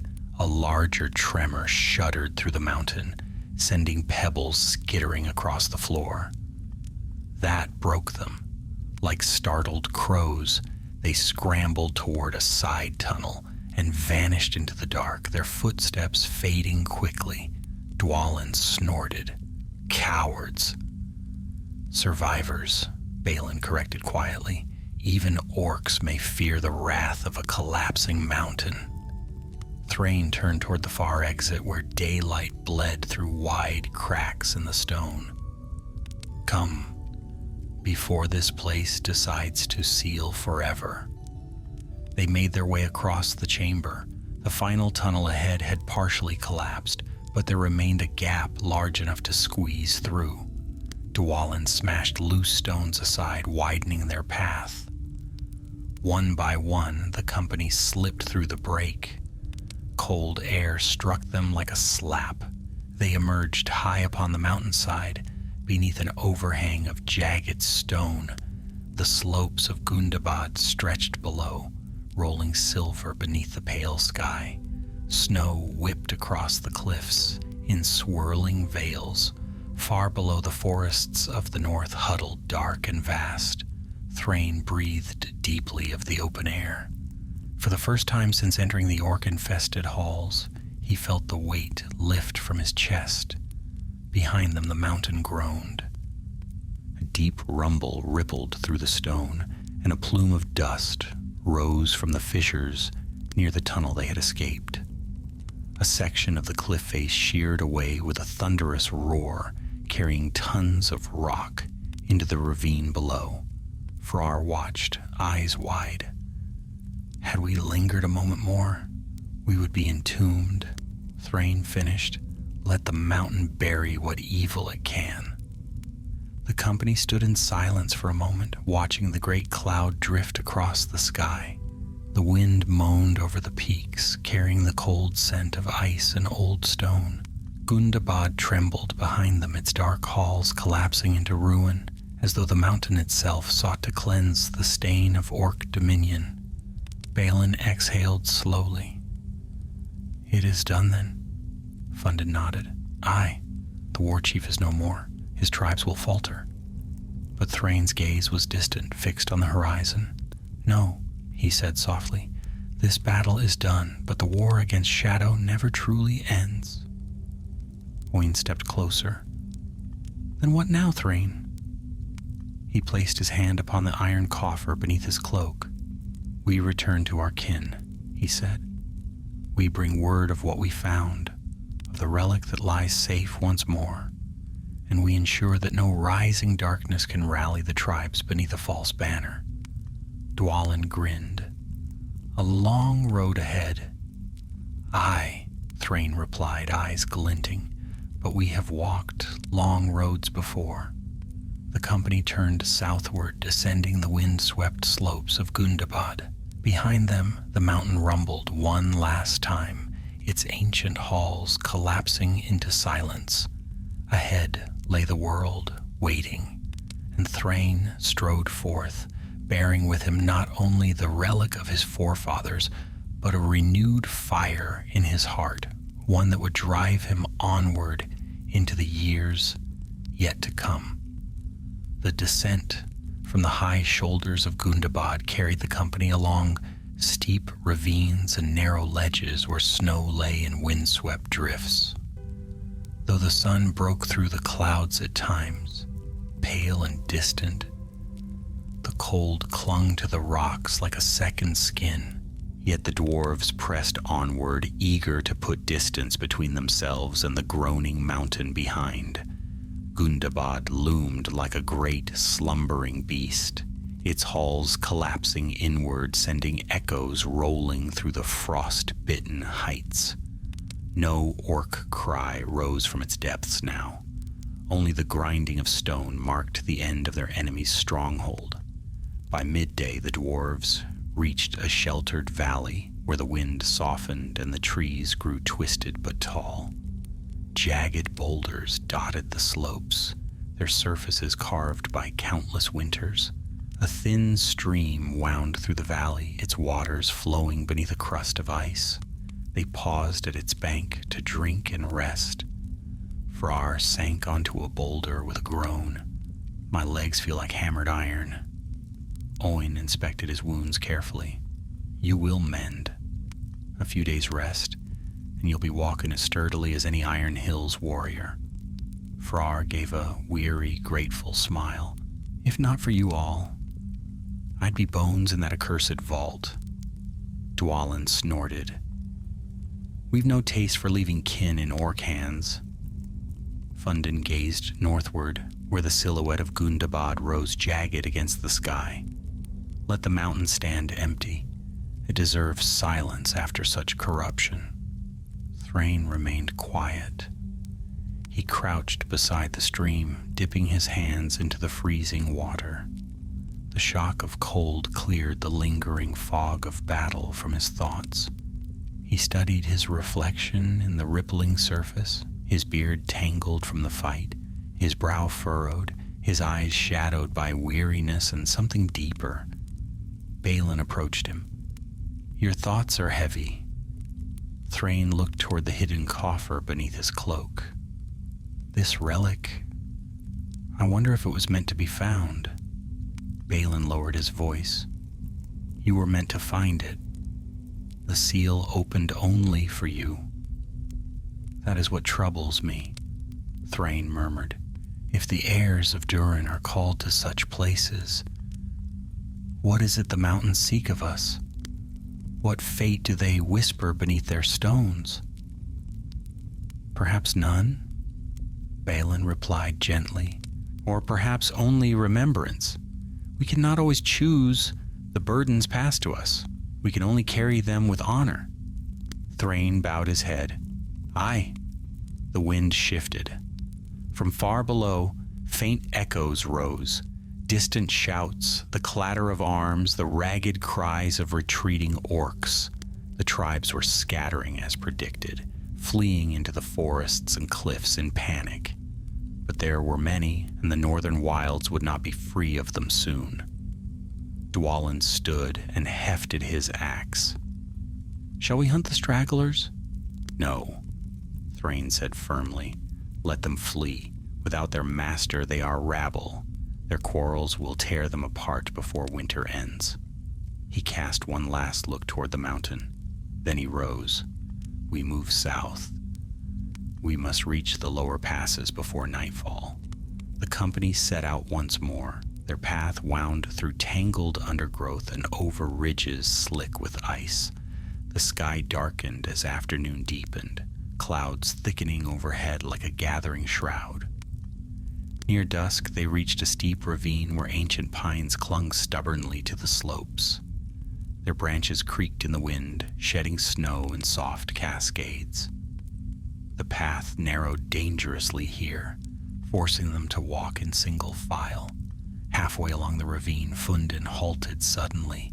Voices floated from the cliffs above, whispered low and unmistakably orcish. Thráin raised a hand. The company froze. Another voice joined the first, rough and guttural. Then came a third, followed by the clatter of loose stones.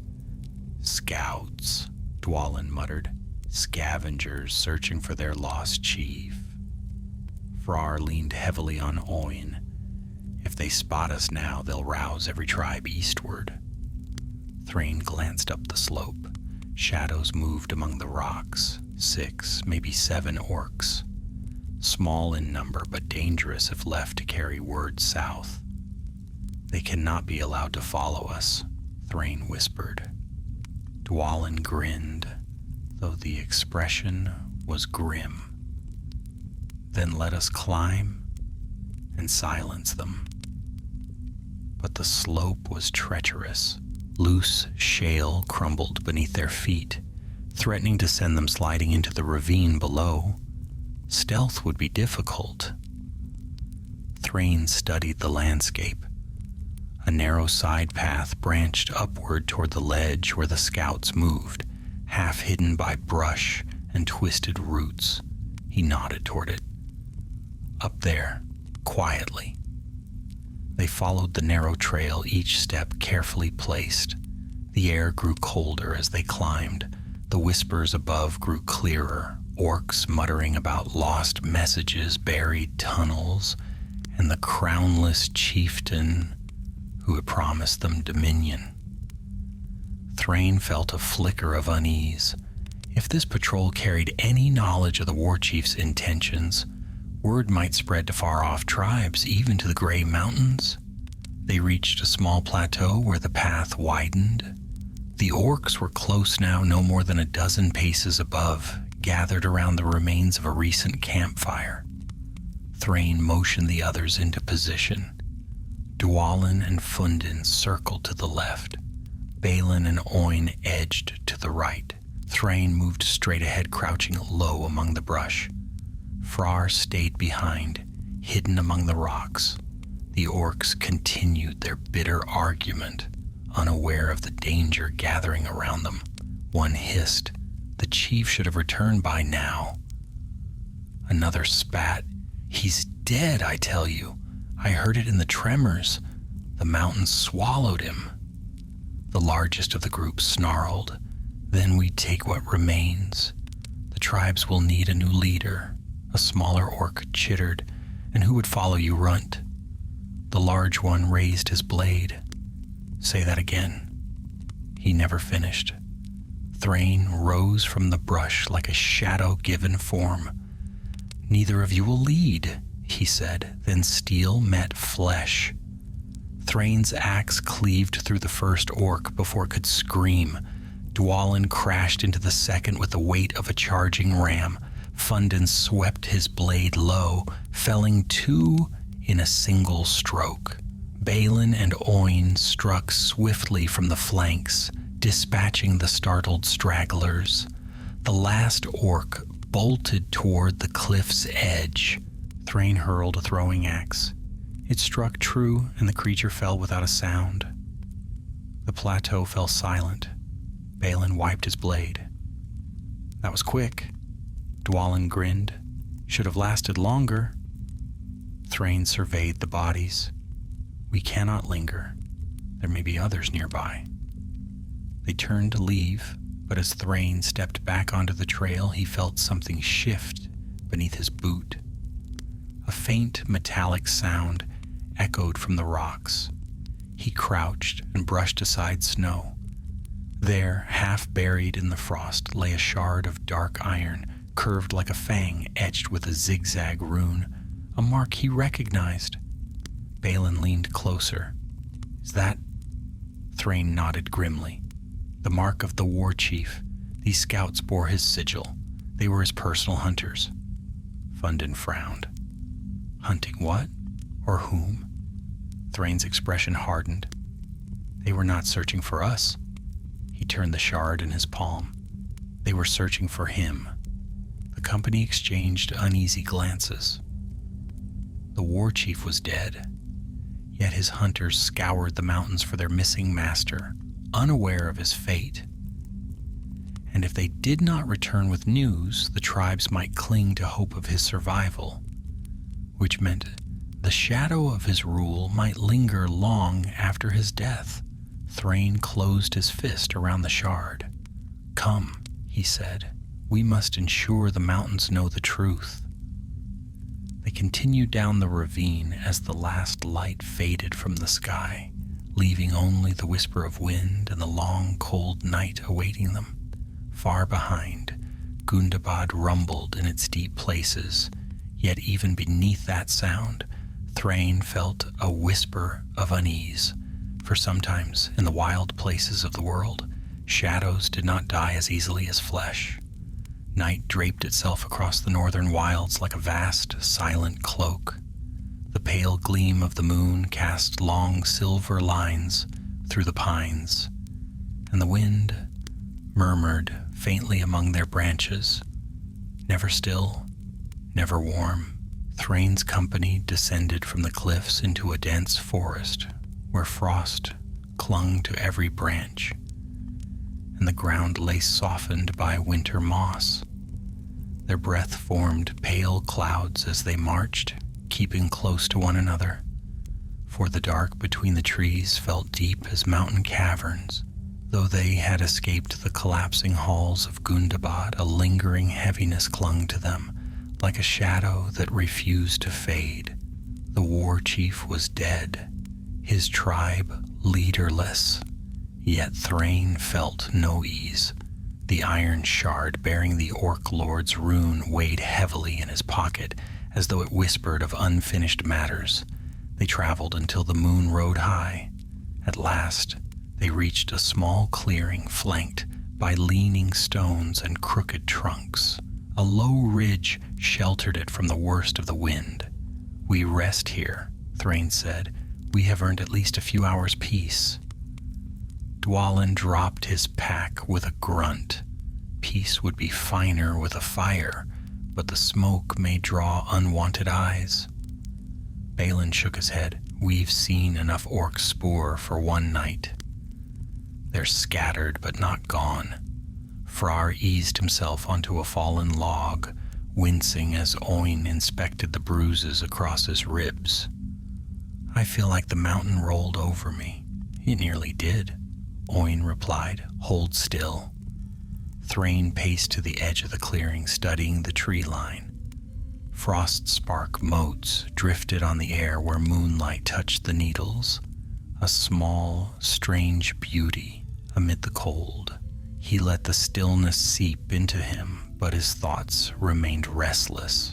The war chief's hunters had been searching for him. Even after Gundabad began to collapse, they had carried his sigil. They had spoken of waiting for his return, and that unsettled Thráin more deeply than any blade. What troubles you? Balin asked, approaching quietly. Thráin withdrew the iron shard and held it up. This mark was not meant for common soldiers. This is a rune of command. If his hunters carried it, he meant to use them for some task yet unfinished. But he is slain, Balin said. They will learn of it soon enough. Thráin's gaze hardened. Or they will cling to the belief that he lives. Orcs will deny truth when it wounds their pride, and in the deep places rumor grows thicker than fact. Balin frowned. Then we must scatter the last of his loyalists. Aye, Thráin said, but not now. Not tonight. We have wounded, and the mountain grows restless. He tucked the shard away and returned to the others. They ate a small meal of dried meat and stale bread. No fire burned, but the simple act of eating strengthened their spirits. Dwalin told a tale of a drinking contest in the Blue Mountains, and Balin added a story about a stubborn pack mule that had kicked 3 warriors into a snowbank. Laughter rose, quiet but real. Even Thráin smiled, though faintly. When the meal was done, they arranged watches. Dwalin took first watch, pacing the perimeter like a wolf guarding his pack. The others settled onto cloaks, some dozing quickly, others lying awake with the thoughts of battle still stirring in their minds. Thráin did not sleep. He sat with his back against an old pine, the coffer resting beside him beneath a fold of his cloak. The circlet within seemed to radiate a subtle sense of presence. Not a sound nor a glow, but something deeper, like a memory trying to surface. He did not speak of this to the others. It was a burden for him alone. Long after midnight, when the moon neared its zenith, Dwalin approached quietly. Your turn. Thráin rose. Any movement? Only the trees, Dwalin said with a shrug, though the wind carries a strange smell. Thráin sniffed the air. Frost, moss, pine sap, nothing more. Dwalin scratched his beard. Might be nothing then.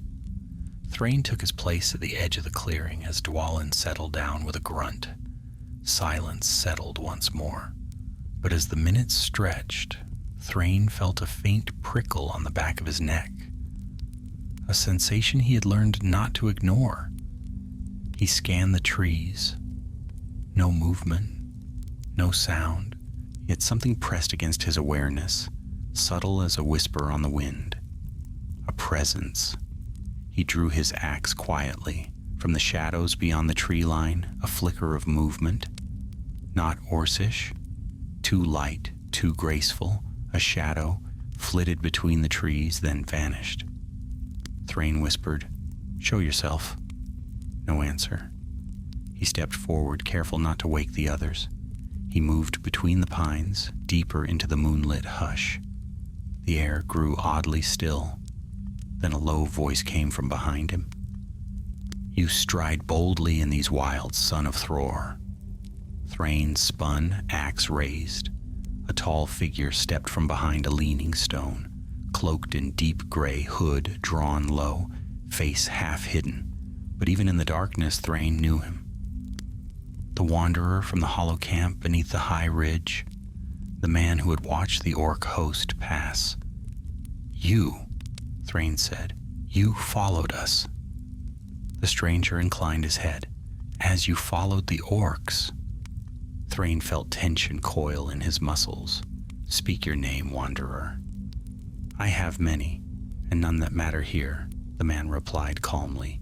"But know this, your battle at Gundabad echoes far beyond these mountains." Thráin narrowed his gaze. "What do you know of it?" "Enough," the stranger said softly. "Enough to say that the shadow stirring in the north is not ended with the fall of a single orc lord." Thráin stepped forward. "If you bring warning, speak plainly.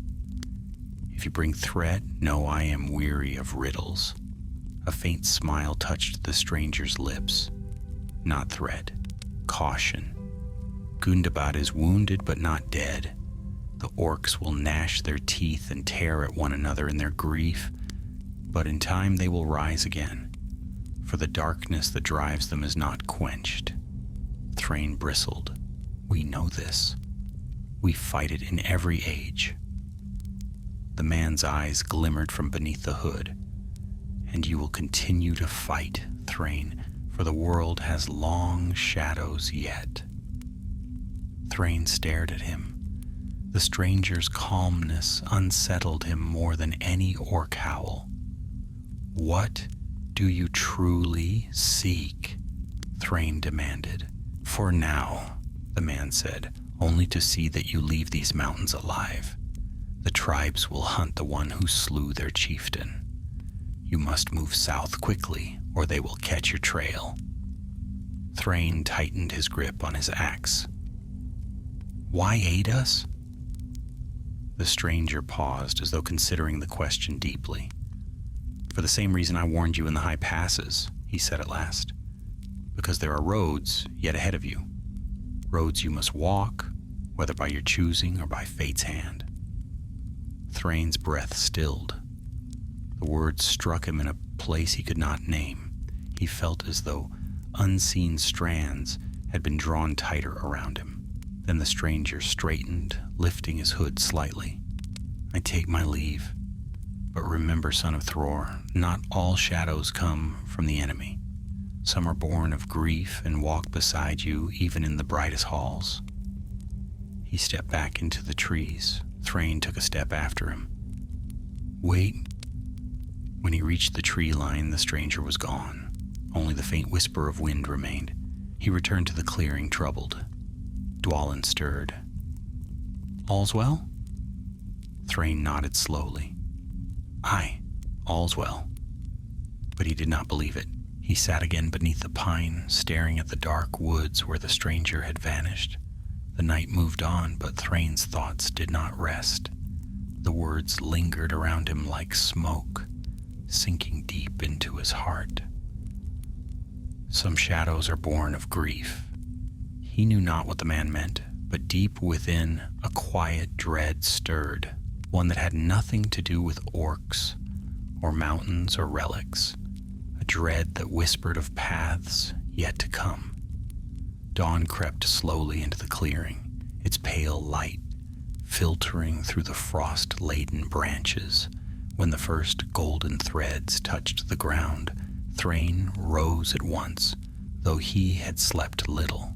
His companions stirred one by one, stretching sore limbs and gathering scattered gear. The cold bit sharply, but the company was accustomed to such hardship.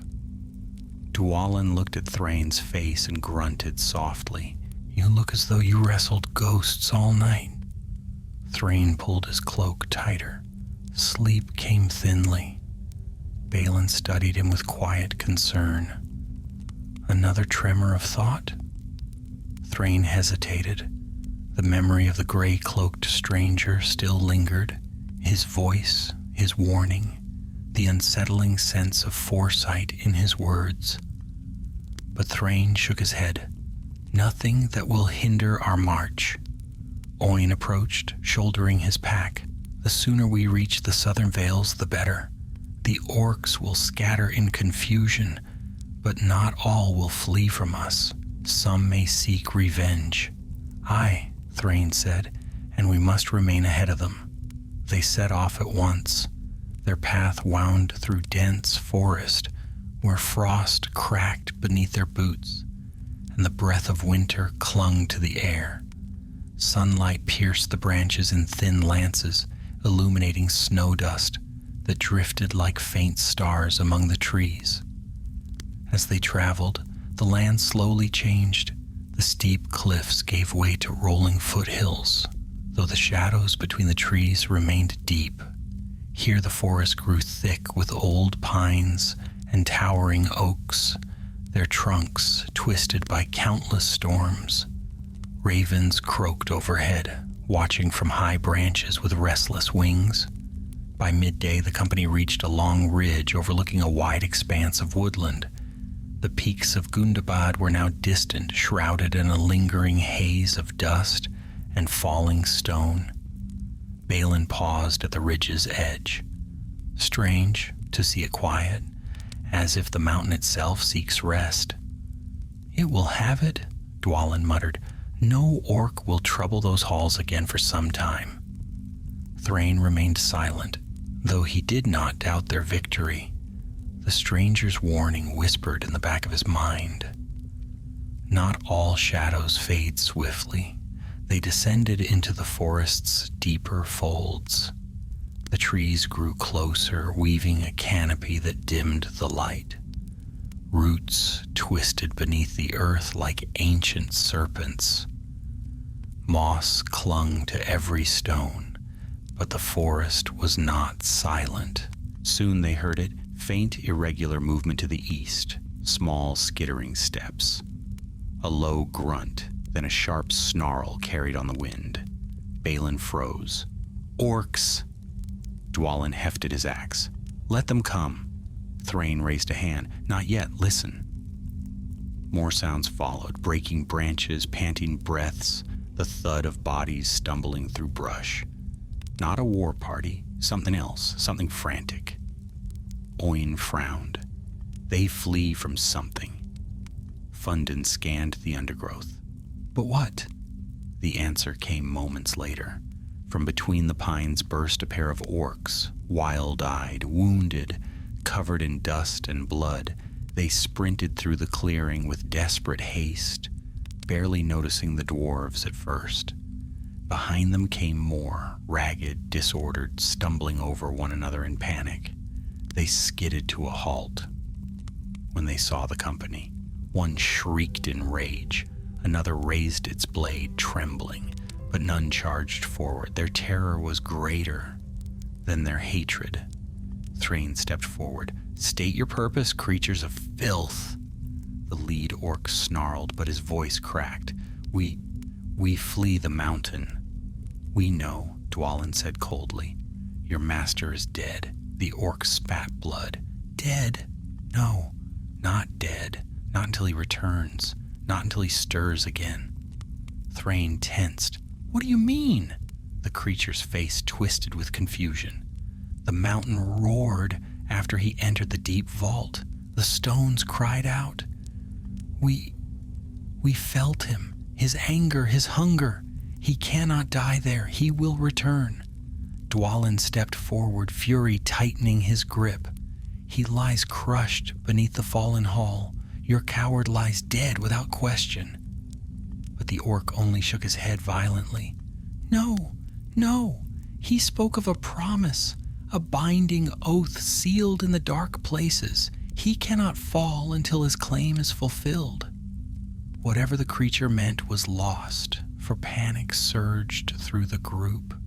The orcs ran, scattering like startled birds, vanishing into the undergrowth with desperate speed. The dwarves stood still long after. The last footfall faded. Balin's voice was low. "Can the words of dying orcs be trusted?" "No," Fundin said.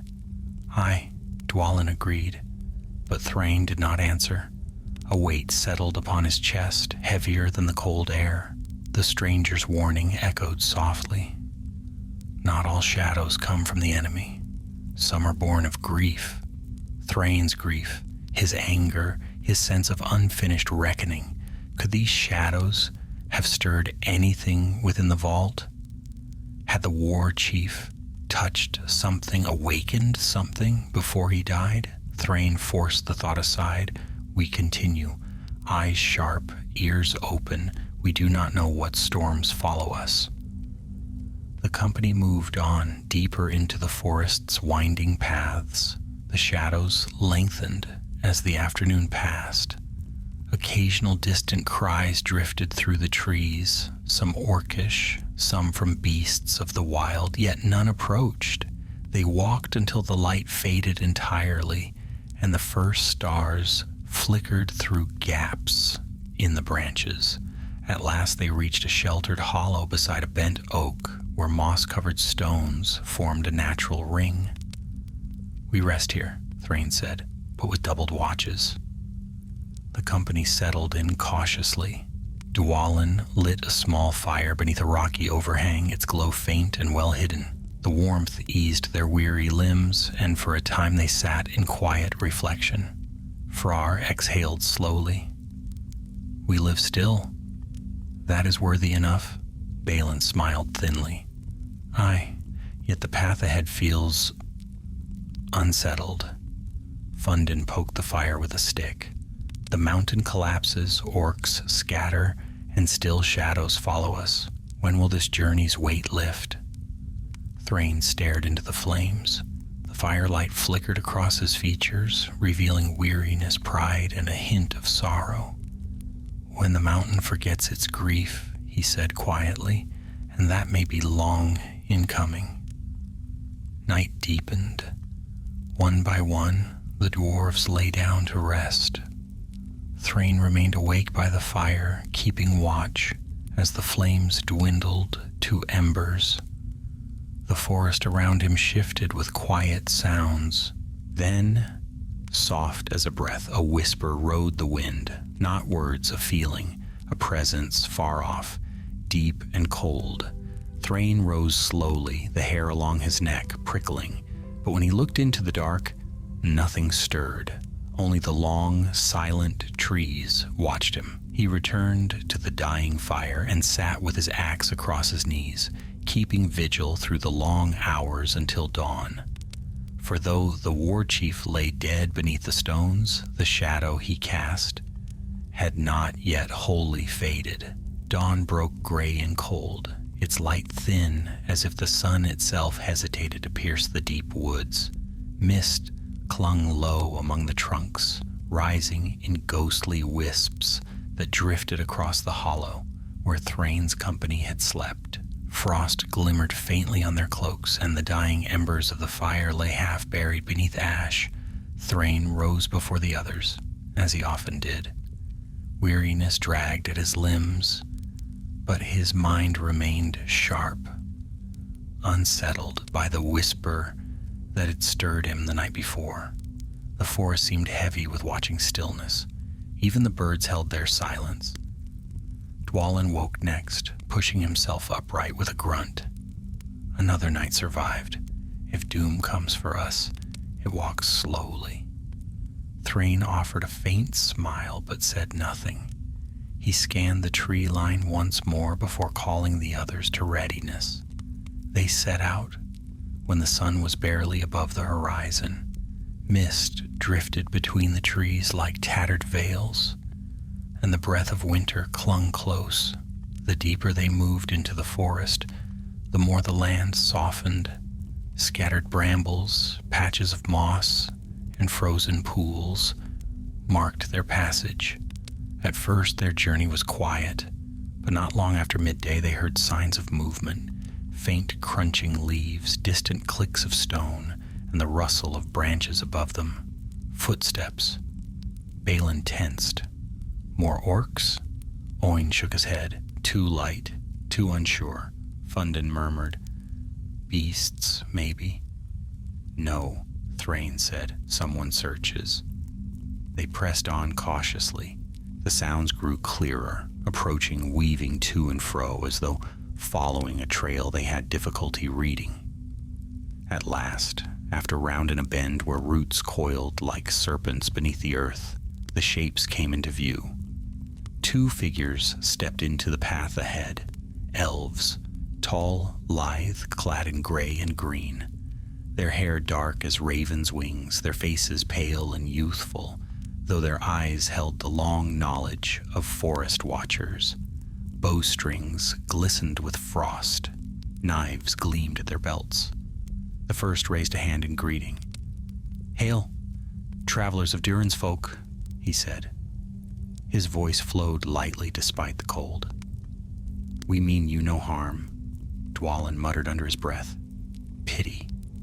Thráin stepped forward. "You roam far from your southern woods." The elf's companion lowered his hood. "Not so far as you think. These forests lie at the northern edge of our patrols. We saw signs of orc flight and tracked them here." Thráin exchanged glances with his companions. "Those creatures flee from Gundabad's fall. The tribes scatter in fear, but some hunt us still." The first elf inclined his head. "Then it is fortune that our paths meet. We have found bodies along the ridges, orcs cleaved cleanly. Some carried strange markings, a red crown upon their armor. Their fallen war chief's symbol," Balin explained. "He sought dominion over all tribes. And his ambition nearly woke Darkerthing," Thráin added quietly. The elves exchanged subtle, uneasy looks. "We felt tremors," the first said. The mountain shook as though in pain." "What happened in those depths?" Thráin weighed his answer. "What should never have occurred? The Orc Lord uncovered a vault of our forefathers. He sought to wield a relic of remembrance as a banner of dominion. We denied him that claim." "And the relic?" the elf pressed. "Safe," Thráin said simply. The elf nodded, though wariness glimmered in his gaze. "Then you have done a deed that echoes far. Orcs without a leader will fight among themselves, but desperation can make them bold. We will sweep these forests clean." "You will not meet them," Dwalin said. "They run from shadows." At this, the second elf stiffened. "Shadows?" Owen lifted a hand. "Aye, we too felt something odd, as though the mountain exhaled after its long torment." Thráin kept his gaze steady, and some orcs claimed their leader would return. The elves grew silent, only the wind moved. At last the first elf spoke. "Such things are not in our foresight, but these woods stir uneasily of late. Strange news runs through the realms, rumors of dark whispers in the east, and wanderers who move like storms on distant horizons. We do not know their meaning." His words pricked Thráin sharply, for they echoed the stranger's warning from nights before. Not all shadows come from the enemy. Not all come from without. Thráin straightened. "We thank you for your vigil, but our road now leads south. We must return to our kin with news of Gundabad." "We will guide you to the forest's edge," the elf replied. "The land between here and the lowlands teems with fleeing orcs. You should not walk it alone." Dwalin huffed, but Thráin nodded. "We accept." Thus they traveled together for a time. The elves moved lightly over the frost, scarcely bending a blade of grass. Their presence eased the dread that lingered in the woods, and the orc sign thinned the farther south they went. Yet the silence of the forest deepened, as though some ancient weight had settled among the branches. Toward afternoon they reached the foot of a great hill, crowned in pine. From its crest, the valley below spread wide, rolling fields brushed with thin snow, the dark ribbon of a frozen river, and far beyond, the faint line of foothills that marked the way to the southern holds. The elves halted. "Our watch does not extend beyond this point," the first said. "But your road from here is clear?" Thráin bowed his head. "Your aid will be remembered." The elf gave a small, courteous smile. "May the fire of your people burn bright, son of Thror." And with that the elves slipped away into the trees, shadows fading into deeper shadow, until no sign of their passing remained. When they were gone, Fundin exhaled. "Strange folk, but worth having at one's flank in dark woods." Dwalin crossed his arms. "I still say the forest was safer before they arrived." Balin chuckled. "Safer? They likely spared us 3 ambushes by walking near." Frar leaned on Hein. "Let us hope the rest of our path is as peaceful." But Thráin did not share their ease. He stood at the hill's crest, gripping the iron shard in his pocket. The wind rose sharply around him, stirring his hair. The lowlands spread wide before him, vast and empty, yet somewhere behind him, beyond the forests and shattered halls, something unseen lingered. A presence, a whisper, a sorrow older than the vault, older than the relic now hidden beneath his cloak. Thráin closed his eyes. He heard again the stranger's murmur. "There are roads yet ahead of you, roads you must walk, whether by choosing or by fate's hand." And in his heart a quiet unease stirred, a shadow that was his alone. He opened his eyes and spoke. "We march," he said, and the company moved on. But as they descended into the lowlands, a cold wind swept from the north, carrying with it a faint sound, distant, shuddering, like a groan from deep beneath the world, as if something beneath the ruined mountain had not yet finished its long breath. Southward the company traveled, leaving the shadow of Gundabad behind, yet the chill of its memory clung to them like an unshakable frost. The land sloped gently now, trading jagged cliffs for long windswept fields, where frost glittered grasses bent beneath the pale breath of late winter.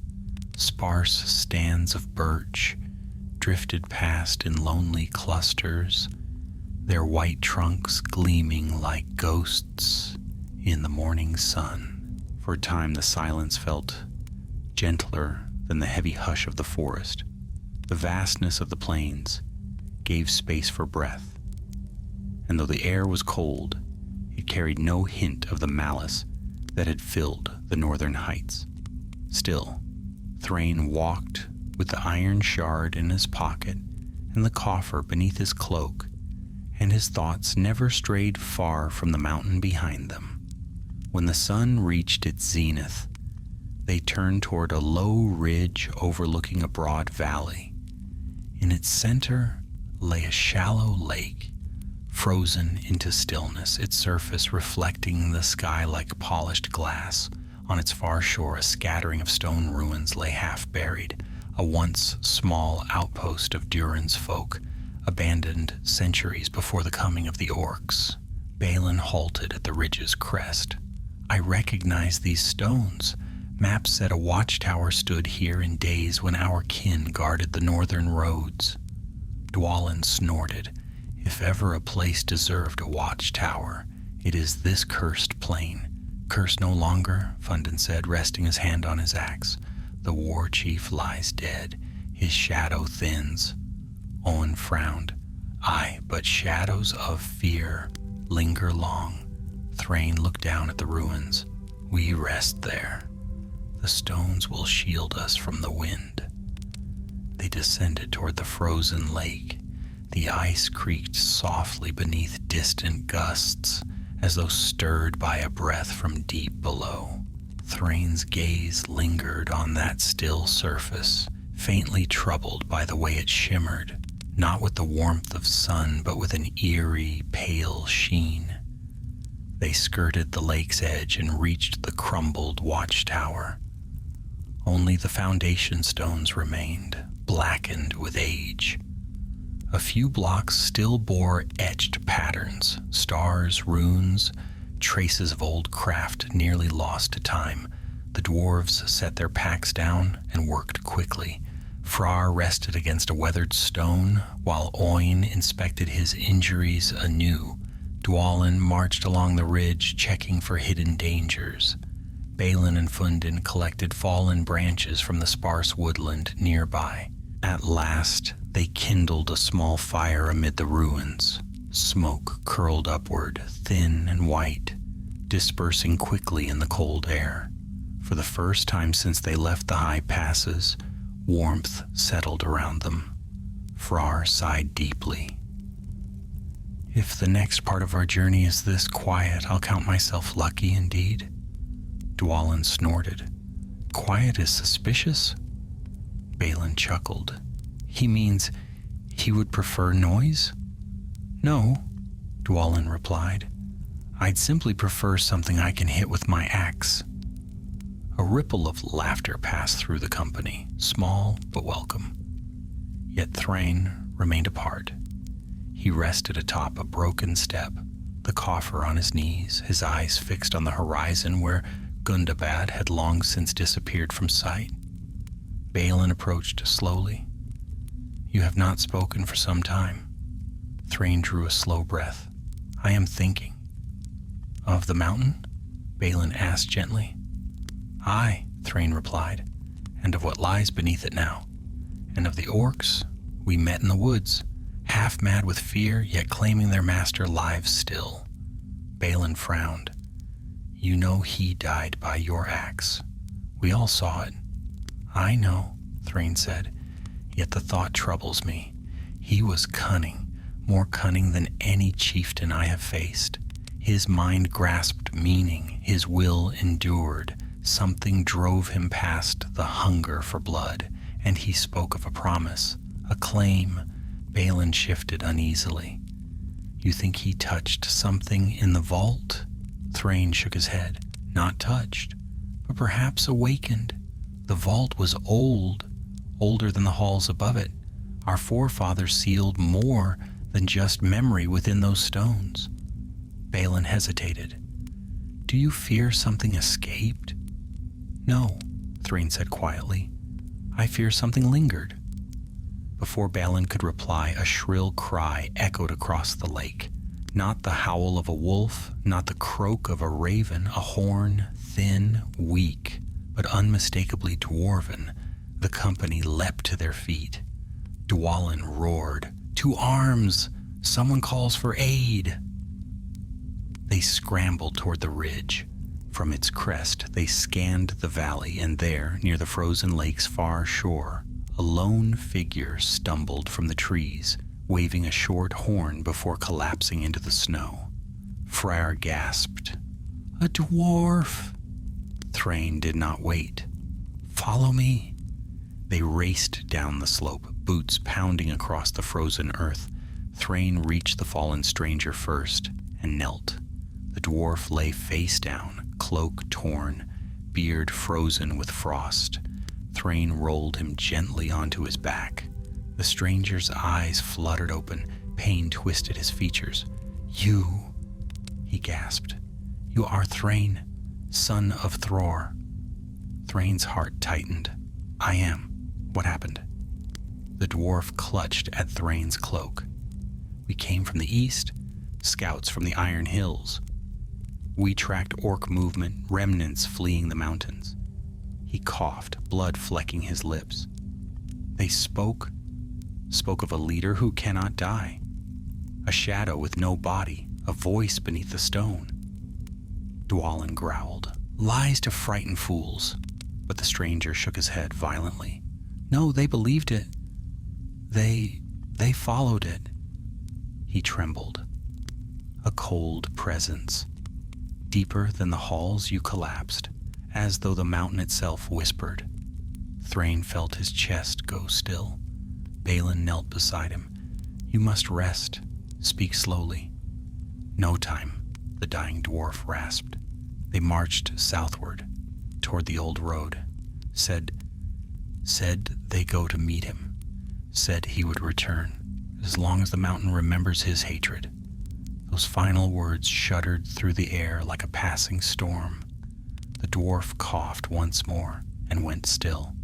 Fundin bowed his head. May Mahal receive him. Silence fell across the company. Then Thráin rose, and something had changed in his gaze. Dwalin spoke first. Thráin, this is madness. The Orc chief is dead. Aye, Thráin said. His body lies crushed, yet hatred can root itself in stone, and mountains hold memory. Balin hesitated. You mean to follow these remnants? To chase ghosts in the dark? Thráin turned toward the southern road. Not ghosts. Orcs? And if they believe themselves led by a shadow, that shadow must be scattered before it grows. He looked each of his companions in the eye. Gundabad may have fallen behind us, but its echo runs before us. If these orcs gather, if they carry word of a leader who cannot die, fear will rally where swords cannot. Dwalin's jaw tightened. Then we break them. Thráin nodded slowly. Aye, but this we do not for vengeance, nor for the relic of my fathers. He laid a hand upon the coffer hidden beneath his cloak. This we do to end the war before it begins anew. The wind rose, stirring frost from the stones. The company stood, battle-worn, weary, yet unbroken. Thráin lifted his axe. Forward, he said. We will face whatever shadow remains. And so they set out across the frozen valley, marching toward the old southern road, toward the path where scattered orcs whispered of a leader who would rise again. A lie, a superstition, a shadow. But shadows, Thráin knew, could grow deep roots in the hearts of evil creatures, and only steel, courage, and the fire of Durin's line would be strong enough to cut them down. Thus, the hunt began anew, not for a king of orcs, nor a wielder of relics, but for the lingering fear left behind by a fallen war chief, a fear that must be silenced before darkness found a voice once more.